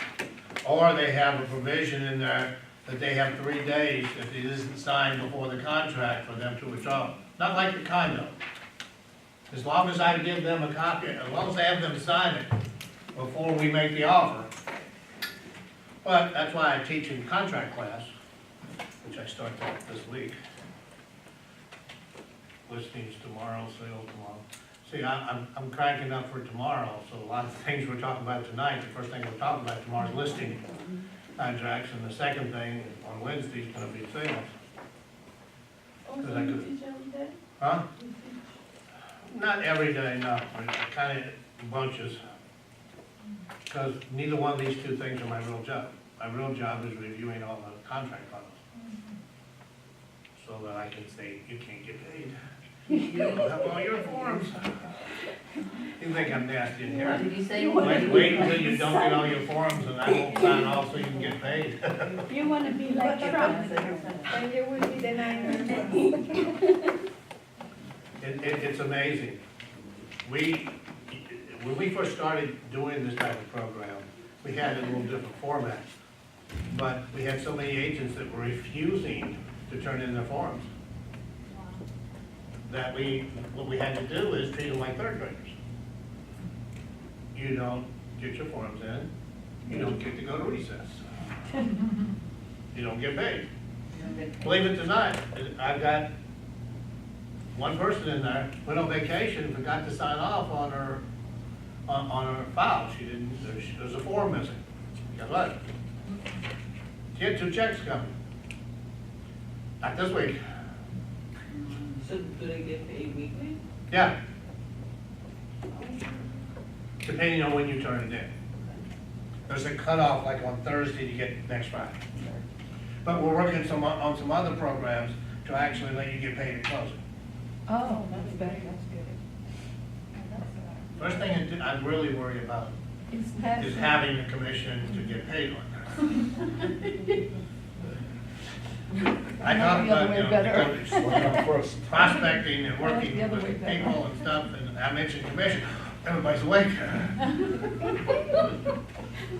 Money talks. You know what, I've seen it so many times, it's like, okay, it's gonna happen, I know, I'm just quit. And you know, it's so funny, it was never my motivator. Now, the disclosure statement. It's interesting, on the first part of the contract, it mentions that disclosure statement, which is the one on 247, in the middle of the page. Now, you know the condo doc can be like this. Yeah. This isn't even one page. It makes it sound like a big deal when you read it in the contract and tell them the buyer should not sign the contract before being shown this form.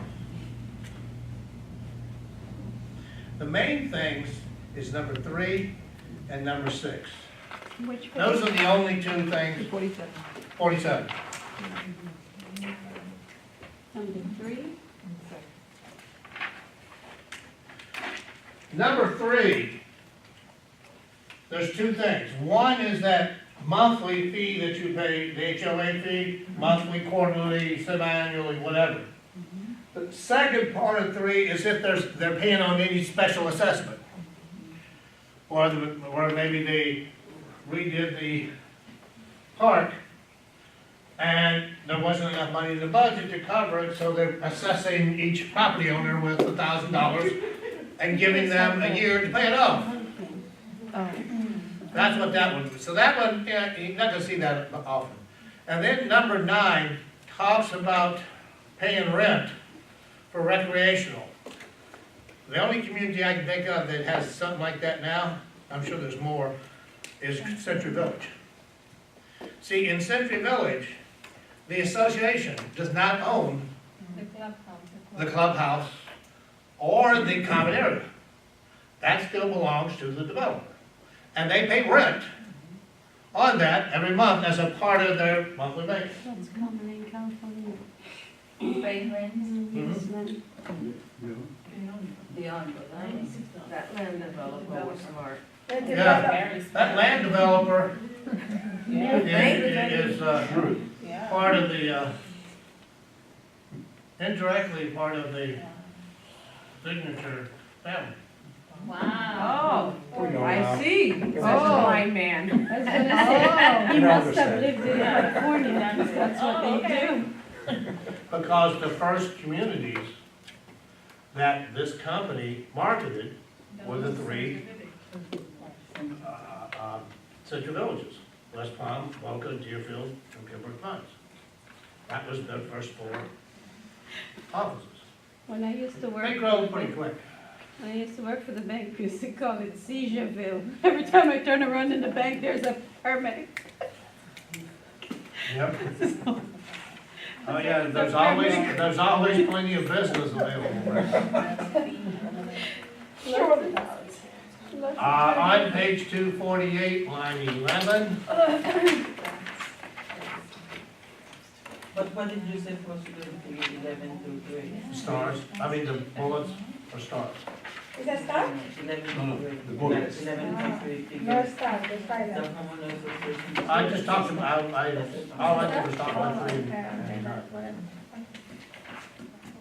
On page 248, line 11 through 21.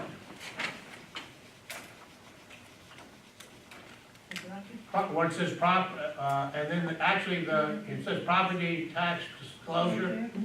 If you'll notice in the gray box is what the disclosure looks like on the contract.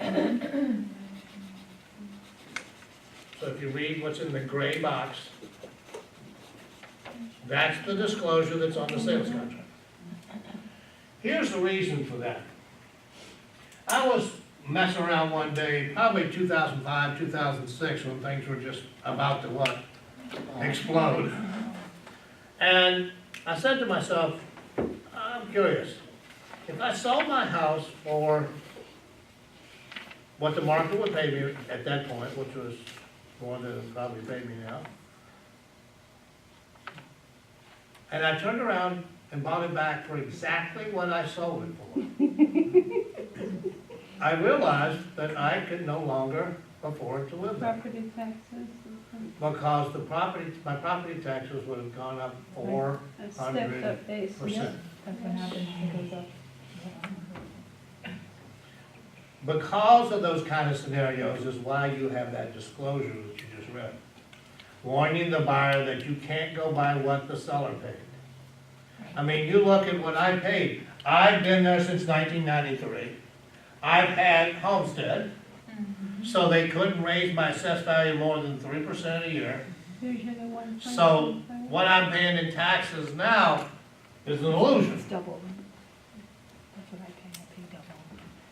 And of course, in that point in time, when it was just about to crest, you know, I'm sure there are a ton of people that were taken to the hospital for strokes when they realized, when they got the first tax bill, that they actually created. See, if you buy somebody else's home, say in July, your taxes will be based on them for this year. Next year is when you'll see the jump. And that was before Save Our Own, the additional 25. So, it's crazy. And in chapter 18, we got a half a chapter on property taxes, so when we get there, we'll take a look at it. We're done.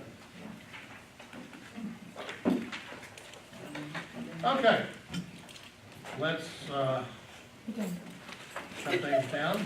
I'll see you Wednesday.